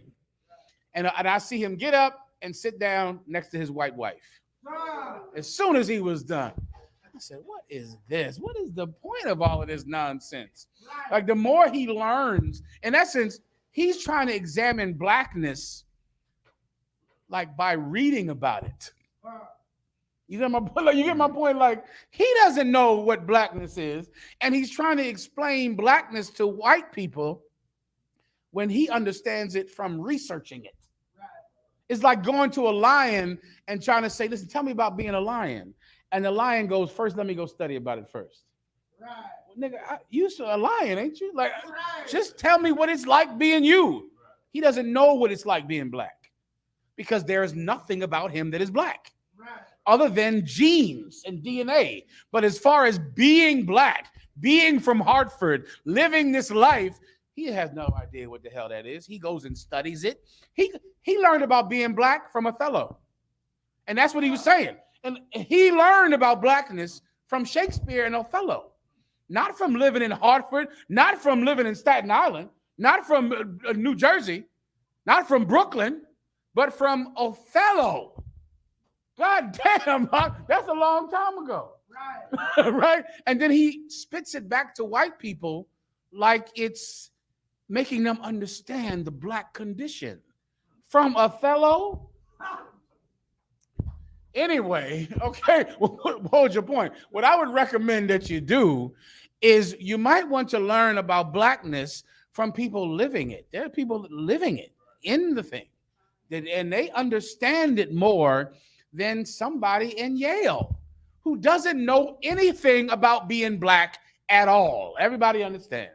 Let me answer this question. I got to get on to my topic. I won't lose time. Come on, Katiza. Cut one kind. Brother wants a breakdown on Matthew's 19:11-12. Specifically, what did Yahawashi mean about saying what is the message Yahawashi is actually conveying to his disciples in Matthew's 19:11-12? Go ahead. Let me do my usual topic at the usual time. Shit, I got to do it now, right? You don't cross the line from here, Captain. Yes, sir. All right, come on. Go ahead. Last question, then I'll go into my topic. Matthew's chapter 19, verse 11. Mm-hmm. But he said unto them, all men cannot receive this saying, save they to whom it is given. He wants me to break that down. And verse 12. Read 12. For there are some eunuchs which were so born from their mother's womb. I got you. All right. For time's sake, let me explain it to you, right? A eunuch, before Christ explained this to people, a eunuch is someone that does not have sex with women. All right, that's a eunuch, a man who does not have sex with women. But before Christ said this, people understood that the way they understand animals. All right, there's a bull. What's a bull called who doesn't have his ball?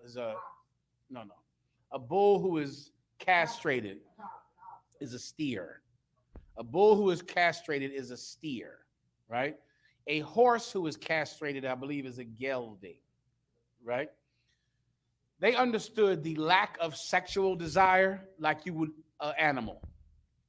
So when Christ talked about a eunuch, a man who doesn't have sex, before Christ, that would be a man who has been hurt in his scrotum. Maybe from riding a horse. Maybe he was a slave and some Arab slave master cut his scrotum, castrated him, simply so that he didn't have to worry about this black man or Hispanic man having sex with his harem, which is what happened a lot in the past. When an Arab would buy a male slave, they were castrated because then that male slave could be trusted around the Arab's harem of women. All right? Before Christ, that's what a eunuch was.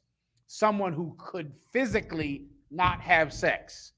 But Christ says, some of you won't understand this. I know this is hard to get, but there are eunuchs that are eunuchs for the kingdom of heaven's sake.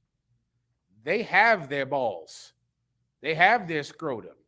Their penis is intact and it works, but they choose not to have sex so that they can focus on the work of the Lord. He's explaining himself to them because he did not have a woman. He focused on the work of the Lord. Paul also did not have a woman. Paul said, have I not power to lead a woman about as you do? But I don't. I focus on the work of the Most High. I'm paraphrasing. There were men that didn't have a wife on purpose, not because they were physically unable, like a gelding or a steer, but because they have focused their mind on one pursuit and they do nothing else. And really, it's not different than a lot of people who pursue things in life. There are a lot of people in a day that you might call a nerd because he's not chasing tail all through high school. Like you were chasing tail through high school. This cat was not chasing tail, and now he's a doctor, a lawyer, or owns IBM or owns some computer company because he didn't have a girlfriend in high school. He didn't get any girls in high school. He didn't chase any girls in high school. He owns Uber now. Do you get my point? That's that. That's the explanation of that, all right? Okay. And there are brothers in the UPK that are just like that. It is not me. I don't have that gift, all right? But there are brothers that have that gift. Tazayak said it wasn't him either. That's what he said. I ain't say it. He said that. Okay. Tazayak, you know. He blessed with a lot of things. He ain't blessed with that one. That's what he said, Tazayak. He like that. He talk about himself. I share the same sentiments. You understand? A lot of you in there, y'all ain't got that gift. A lot of you don't have that gift to be here tonight. I don't think Levi, I thought he had it. He ain't got it either. Levi ain't got it. I thought Levi was all right. He ain't all right. He ain't all right. He got the same problem I got. I thought he was better than me. Come to find out, he's just as bad as me. I was like, I ain't looking over there at you because I know you ain't right either. But listen, but we do the best we can, Dr. Zah. Hell, shit, we ain't perfect. Y'all Christians ain't perfect. We all fall short. I'm gonna fall short a few more times. But no, but here's the point I'm trying to make is some brothers have that gift, and that gift is celebrated, and Christ had that gift. Paul had that gift. I got to move on. Clap it up. All right, now clap it up. Okay. Now I got to get into my topic. I got to get in my topic because across the line. All right. Brittany Griner. Y'all gave you some video clips, right? Damn, how can we play these? I won't be able to put them on the screen for you, but the people will see them. You can see them, all right? Yes, sir. Which one are you going to go through first, right? Everyone has seen. You heard this week about Brittany Griner. I'll try to do this as fast as I can, right? The brothers will put the clips online so they can look at them on their own. Yes, sir. Brittany Griner. Should I do Brittany Griner first or the PPP loan first? What's simpler? Let's do the PPP loan first, all right? Clap it up for you brothers in here that got that PPP loan and scam the government. Give yourselves a hand, all right? Clap it up. Oh, y'all don't want to clap for that one. No sweat. I try to get you to confess to it. But listen, many people have heard about PPP loan scams. A lot of you out there in this room and watching tonight, you scammed the government out of PPP loans. You went and applied for a PPP loan. For those of you that don't know, during the time of the COVID-19 crisis, the government would approve small businesses that could not, earn money because of the COVID-19. They gave you relief in the form of a PPP loan. What does that mean again, PPP? The brothers who got it, go ahead, break it down for me. Who had one? Break it down for me. You don't want to say nothing to Zaya. All right, listen. He like, I don't know what that is, sir. I don't blame you, hell. He ain't no dummy now. P, I don't know what P is. I don't know nothing about P or P or nothing. It's like it's the Paycheck Protection Program. Damn, I never even knew that. That's a tongue twister. Paycheck Protection Program. Yes, sir. So because you're losing money, you can get a loan from the government. Usually, I think it was about $30,000, sometimes $2,000. So black people, of course, because of our usual propensity for believing that there is a quick way out of our oppression and our hell and our poverty, many of us were fooled like a fish is fooled into biting a worm that has a hook in it into getting a PPP loan. Now, I understand why you did it. I get it. We're suffering and we're poor. All right? We're in poverty. And because we're in poverty, it makes us hungry fish that are quick to bite a worm. But of course, you're in the UPK, and we try to make you aware of the plots that are set about to destroy you. Okay, so many people went out and got a PPP loan. You got an LLC. You made up a little fake business, and you really weren't a business. And you got a loan out, and you expected not to pay that money back. Right, which was an error that we tried to protect you against. Now, this week, the United States government passed a new law. It's called what is it called? The Fight Inflation Bill. All right, and I'm going to talk about one particular part of the fight inflation bill.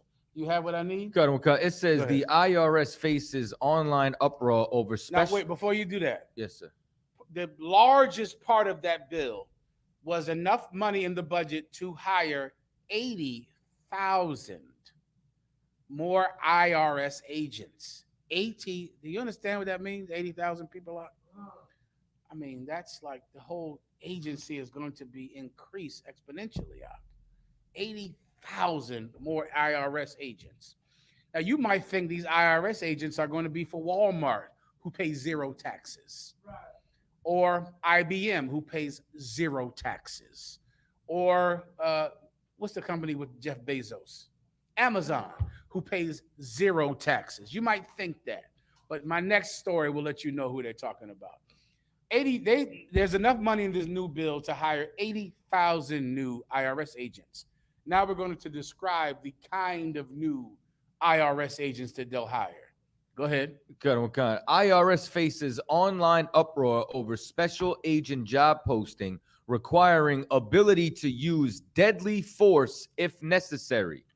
IRS job posting said agents must be willing to carry a firearm and use deadly force if necessary. I wonder who these new IRS agents are going to police now.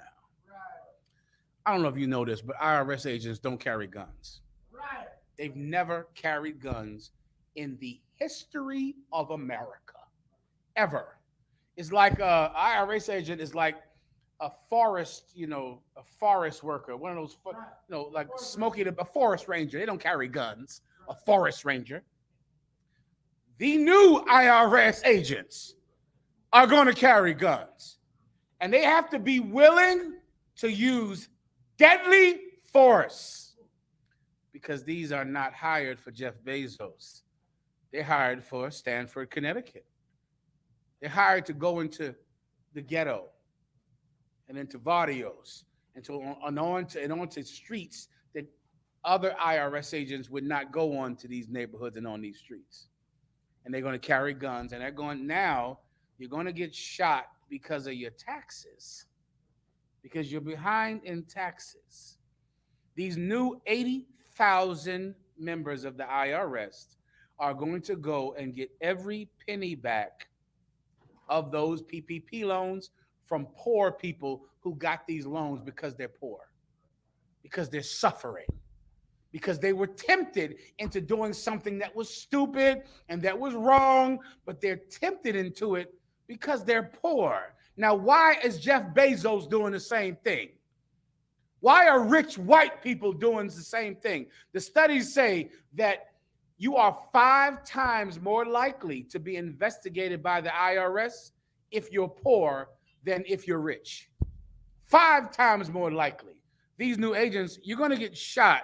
There's going to be videos.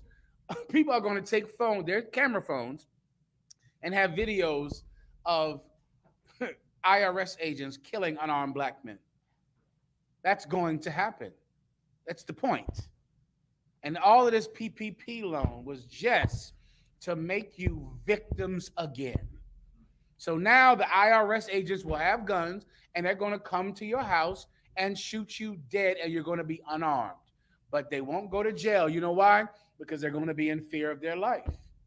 They killed you because they were in fear of their life.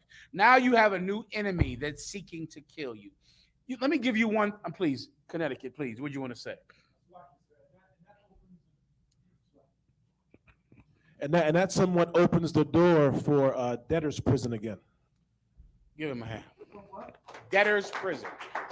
That's old school. That's old school America. Old school New England.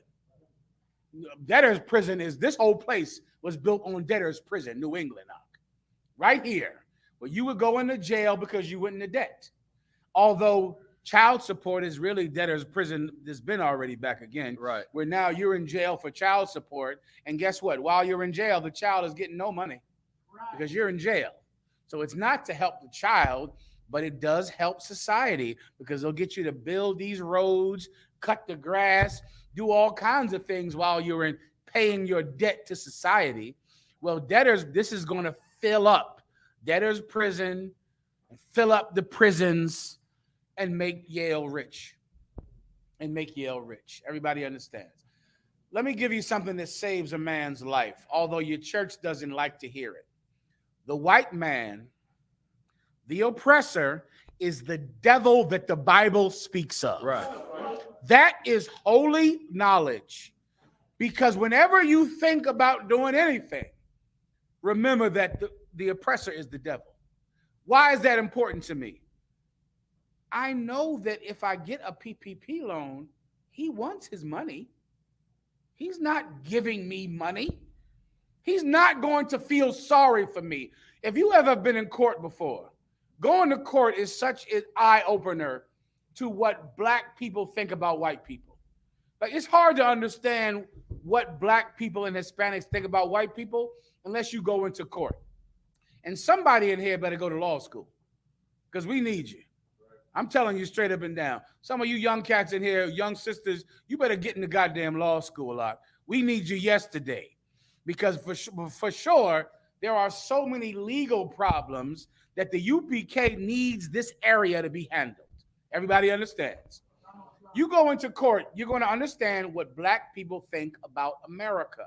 They think about white people because they're going to go in front of that judge and they've gotten a PPP loan. And their defense is mercy. That's their defense to a crime. Their defense is not, I'm not guilty because of a lack of evidence. Their defense is, Your Honor, I was going through something at that time in my life. Your Honor, my mama was sick. Your Honor, I just had a baby. Your Honor, I had lost my job. And you listen and go, what is your defense? Falling on the mercy of the court? That's your defense. You go in there with 100 traffic tickets, 100 speeding tickets. What's your defense? Your Honor, I've been going through so many things. I've been suffering so much. I didn't have anything. If you go in front of a judge and plead and beg for mercy, that's not a defense to a crime. What in the F are you doing? He doesn't have mercy. And the judge is so cold, the judge goes, I understand. Oh, that's your mother. Okay, she can come up and speak. Yeah, that's my son Jerome, and we need him. He helps pay the bills, and we need him to be out here because we don't have nothing. Who's that? Your daughter? Bring her up. I love my daddy, and my daddy, I need him, and I love. Here's 27 letters from all of your people that you wouldn't write letters to bring in front of this court. Let me read. You have all the letters? Okay, categorize all of them. No problem. Write them all down. You got them, bailiff? 20 years. 20 years. Right. What in the fuck? What are you doing? Right. They don't feel mercy. And your defense, what are you going to say to the judge? Well, Your Honor, do you know what I've heard? I've heard brothers' defenses that, when I had got COVID, I got COVID. I had COVID. And when I got COVID, I was so sick. And I didn't know what I wasn't thinking. And then my wife was pregnant. And then I had lost my job in April because they had laid me off. Oh, I understand. Where's your wife? Your wife here? Your grandmama here? Your mom here? Let me talk to all of them. Bring them all up front. Okay, you done? 20 years. 20 years. Our oppressor is the devil. He doesn't feel compassion. He doesn't feel it. So So if you could remember that, you won't ever be a criminal because you know he will never let you go. He'll never understand, ever. He'll never believe you. He'll never relax. He'll never say, well, I understand that he was going through a hard time. He'll never do it. Because of that, I never commit crime. Because of that, I never do anything that might put me in his hands. Because if I get in his hands, I will receive no mercy. And that is what Commanding General YAHANNA teaches. I pray one day you start listening. In a minute, we'll see who listened and who didn't. We're going to find out soon, Katazar. Next, that's the next Brittany Griner, all right? Brittany Griner. Everyone heard. The brother sent me the funniest tape that the Lord ever did make of Brittany of the LGBTQ sisters, right? Praise dancing about Brittany Griner. It was hilarious. Kadazar, you'll show them the video of all that, right? And of course, it says so much because, of course, the fact that gay women would praise dance shows you how much great gay women go to church. Right. Because their praise dance thing, and it was a whole praise dancing skit, which most of you have seen or you can see by going on our website. Hold on one second.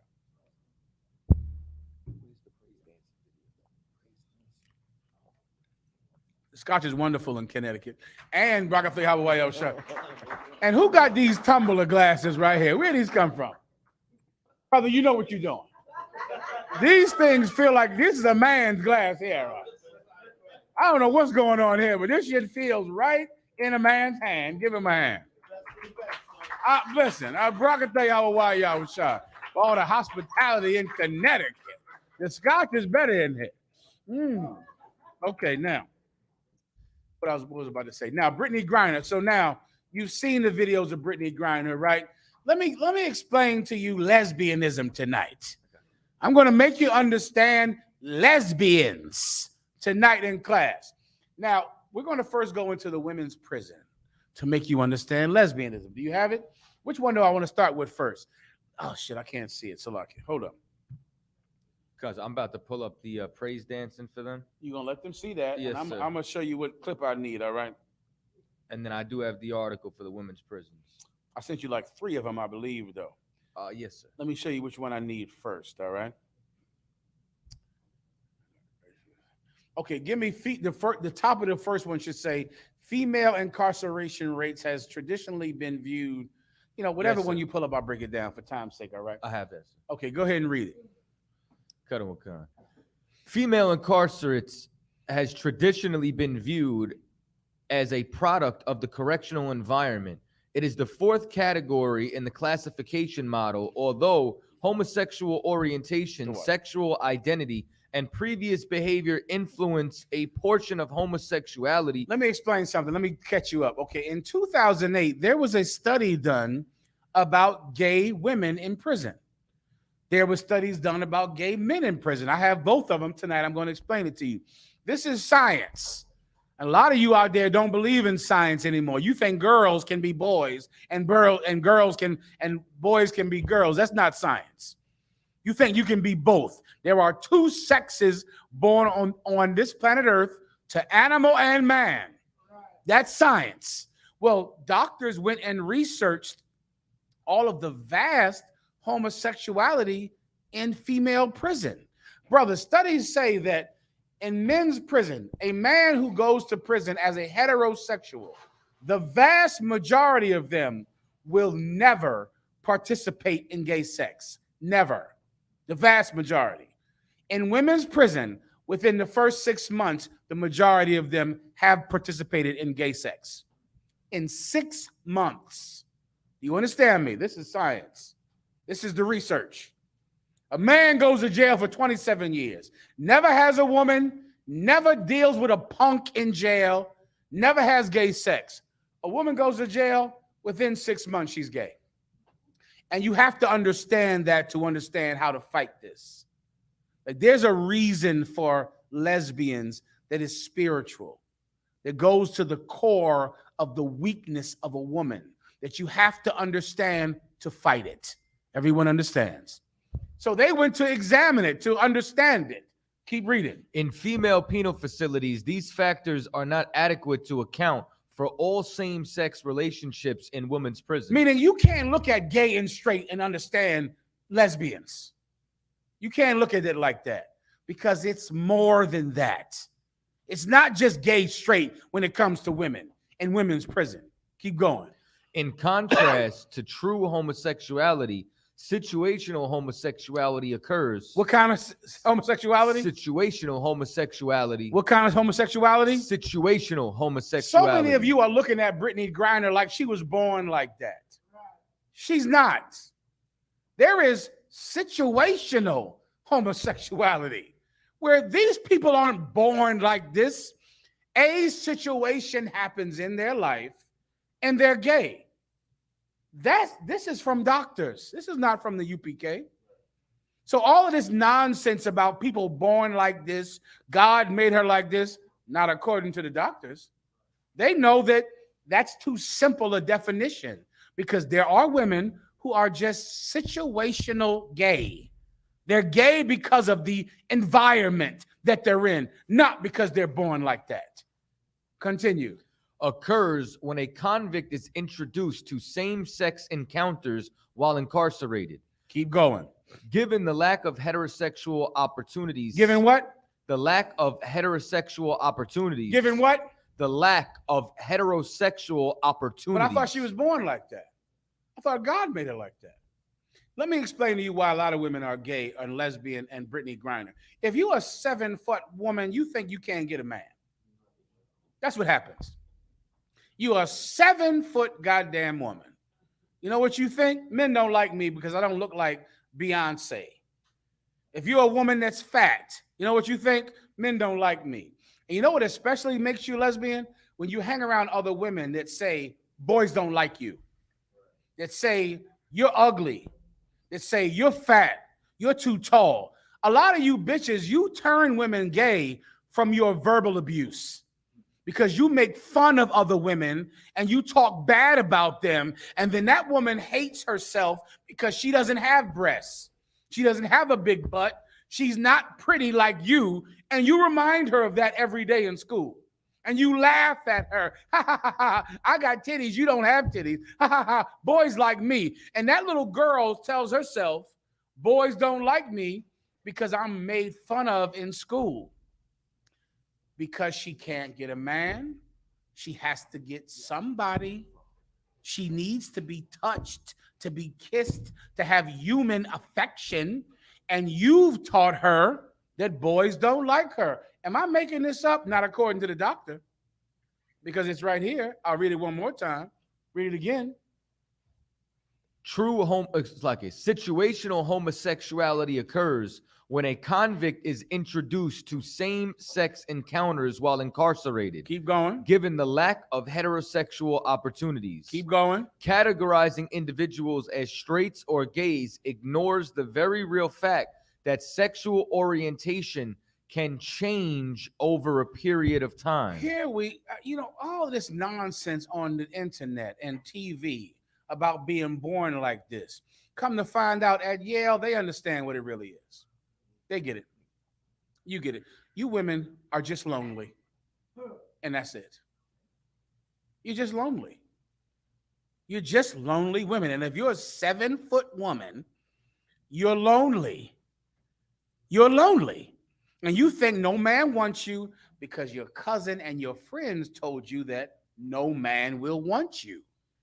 And then before you know it, you just reach out to whoever will be willing to touch you so that you don't die inside every day. Skip to the next one, Katazar. I got to go. The next paragraph or the next article? The next one. You got to read this. You can post it online so they can read it on their own, all right? Keep going. Wandering cops. No, give me the one about women's prison. The next one about women's prison. It's like 2 more. Anyone you get is fine.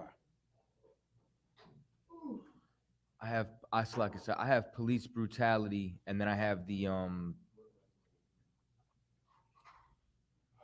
next You got here. Does he have all of them up? Emphasize that convicts describes as jailhouse turnout. That's the next paragraph. Yes, sir. Oh, I'm sorry. I'm sorry. Emphasize that convicts describe the jailhouse turnout. Describe what? The jailhouse turnout. This is the term in prison right now. They call them jailhouse turnouts or gay for the stay. This is a real term. Gay for the stay or jailhouse turnouts. Go ahead.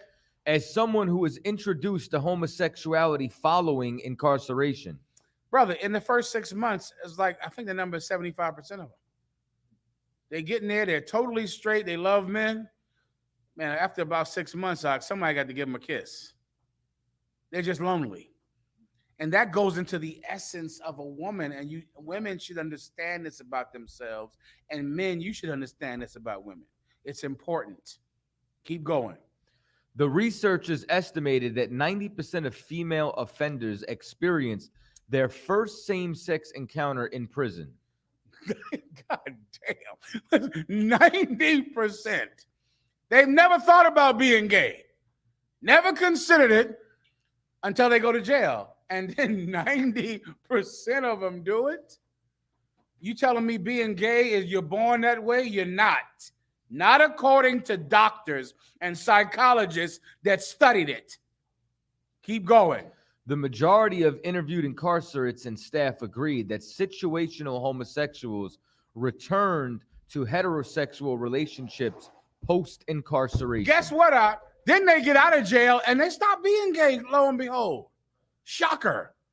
They get out of prison and they're not gay anymore. And so you're telling me we're going to have a whole lesbian movement for lesbians who are not going to be gay the minute they find a man? Come on. Brittany Griner, let me tell you what Brittany Griner is. Just a 7-foot girl that had low self-esteem. That's it. Because she was so tall. And all she really needed is a brother who was not scared of tying fire to that 7-foot tail. And that's all she needs. Let me tell you, brother, something else. I'm going to get you. Go ahead, break it down for him first. Give him a hand. Where you from, Out? Where's this, bro? Where you from?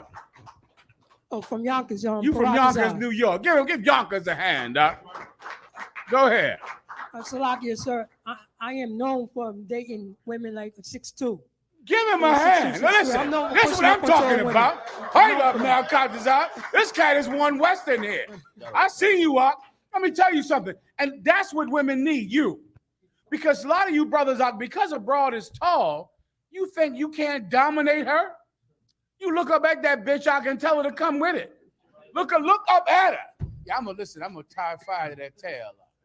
Give me a ladder. When I get this ladder, I'm gonna put so much hell on that ass that you're gonna think that you're gonna believe that Christ is back. This is Judgment Day. Go ahead.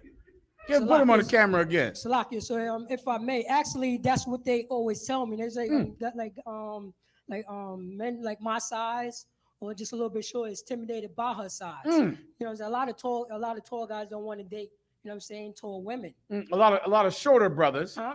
A lot of brothers who are shorter don't want to date tall women. No, a lot of tall brothers don't want to date tall women. What? Tall women, yeah. Tall brothers don't want a tall woman. Yeah, gone. So goddamn, y'all know this. So it opened up for me. I had no problem. You ain't got no problem with it. Those tall women. Well, let me tell you something now. You fighting sin. Right. This cat is fighting sin. Huh? You are a prayer warrior, nigga. He's a prayer warrior. He's fighting sin. If you short brothers would start putting some rod in these tall women, we won't have lesbianism. What else did you want to say? Salakia, a lot of them play hard to get. They're like, oh, I really don't date no short guys. I'm like, at the end of the conversation, it won't be no problem. Give him a hand. Wait, yeah. Let me give y'all. You ain't playing with that either. I'm only 5'8". Let me give y'all some game real quick. Man. Go ahead. As soon as they give the pushback, I say, don't worry, baby, you can wear heels. Woo, and as soon as they hear that, they're like, that's what I was worried about. Yeah. I'm like, no worries. What is the problem? I don't even understand the thing. A lot of jakes in the world, you don't have enough masculinity for a tall woman. Like, you're already inferior and all that garbage out. Why would you be inferior to a 10-foot woman? Who in the hell cares what she is? You're gonna lay her down anyway. She gonna be 5 foot bent over. So what is the damn point? This is the cure for lesbianism. A shorter brother who's man enough. According to doctors. Now you can think this is tough talk until you read that report. The lack of heterosexual possibilities. It just said it. Because they cannot get a man, they turn to lesbianism. This is not tough talk. This is not, crazy talk. It is in the report. It's in it. The lack of heterosexual opportunities. I just read, I'm not going to read it again. I'll post it online for you, but it's right there. Anything else? Come on.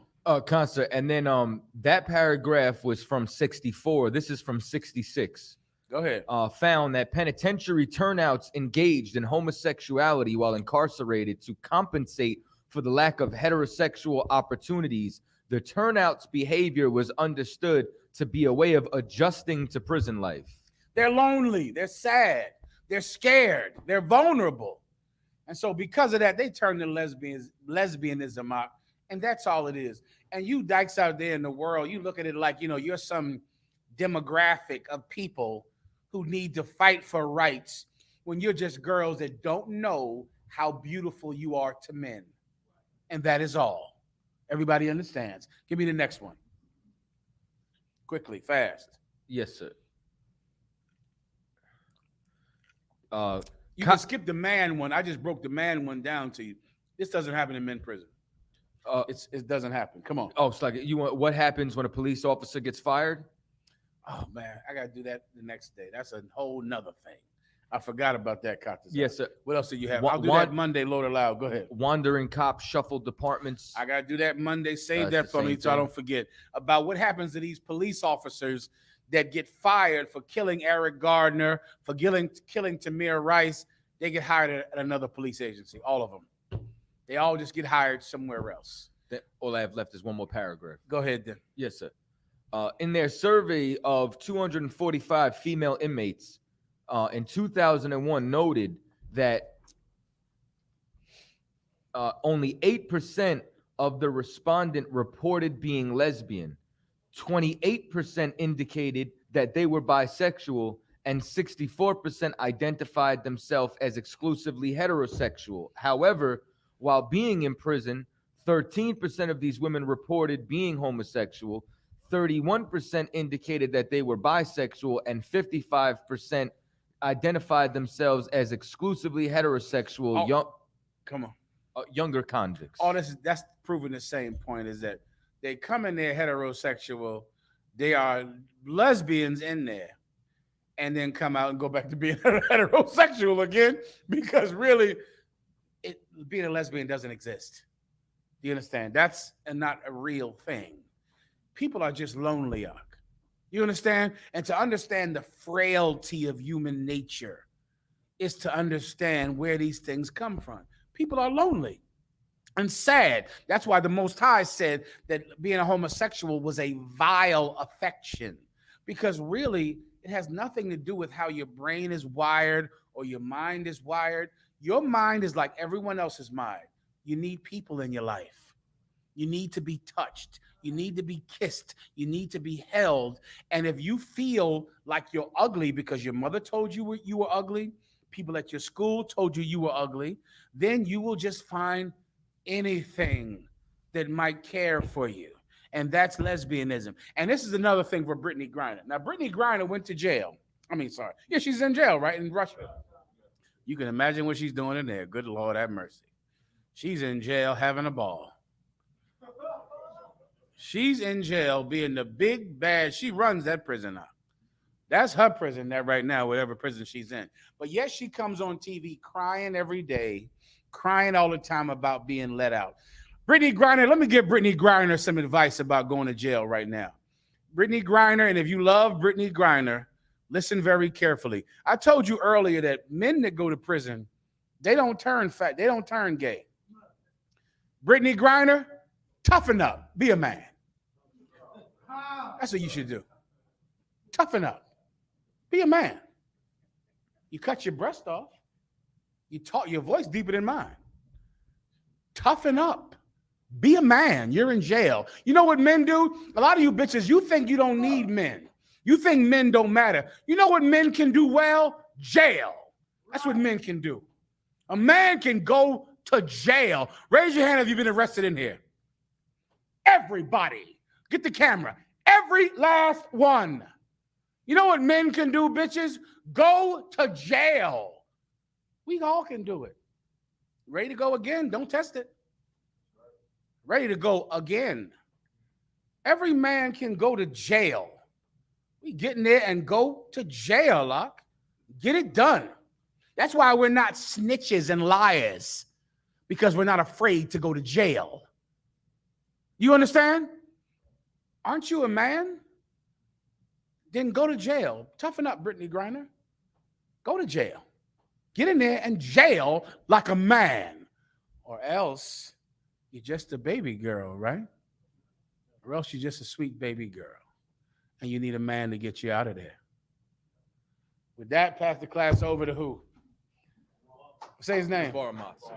Pass the class over to Priest Officer Jabbar Mott.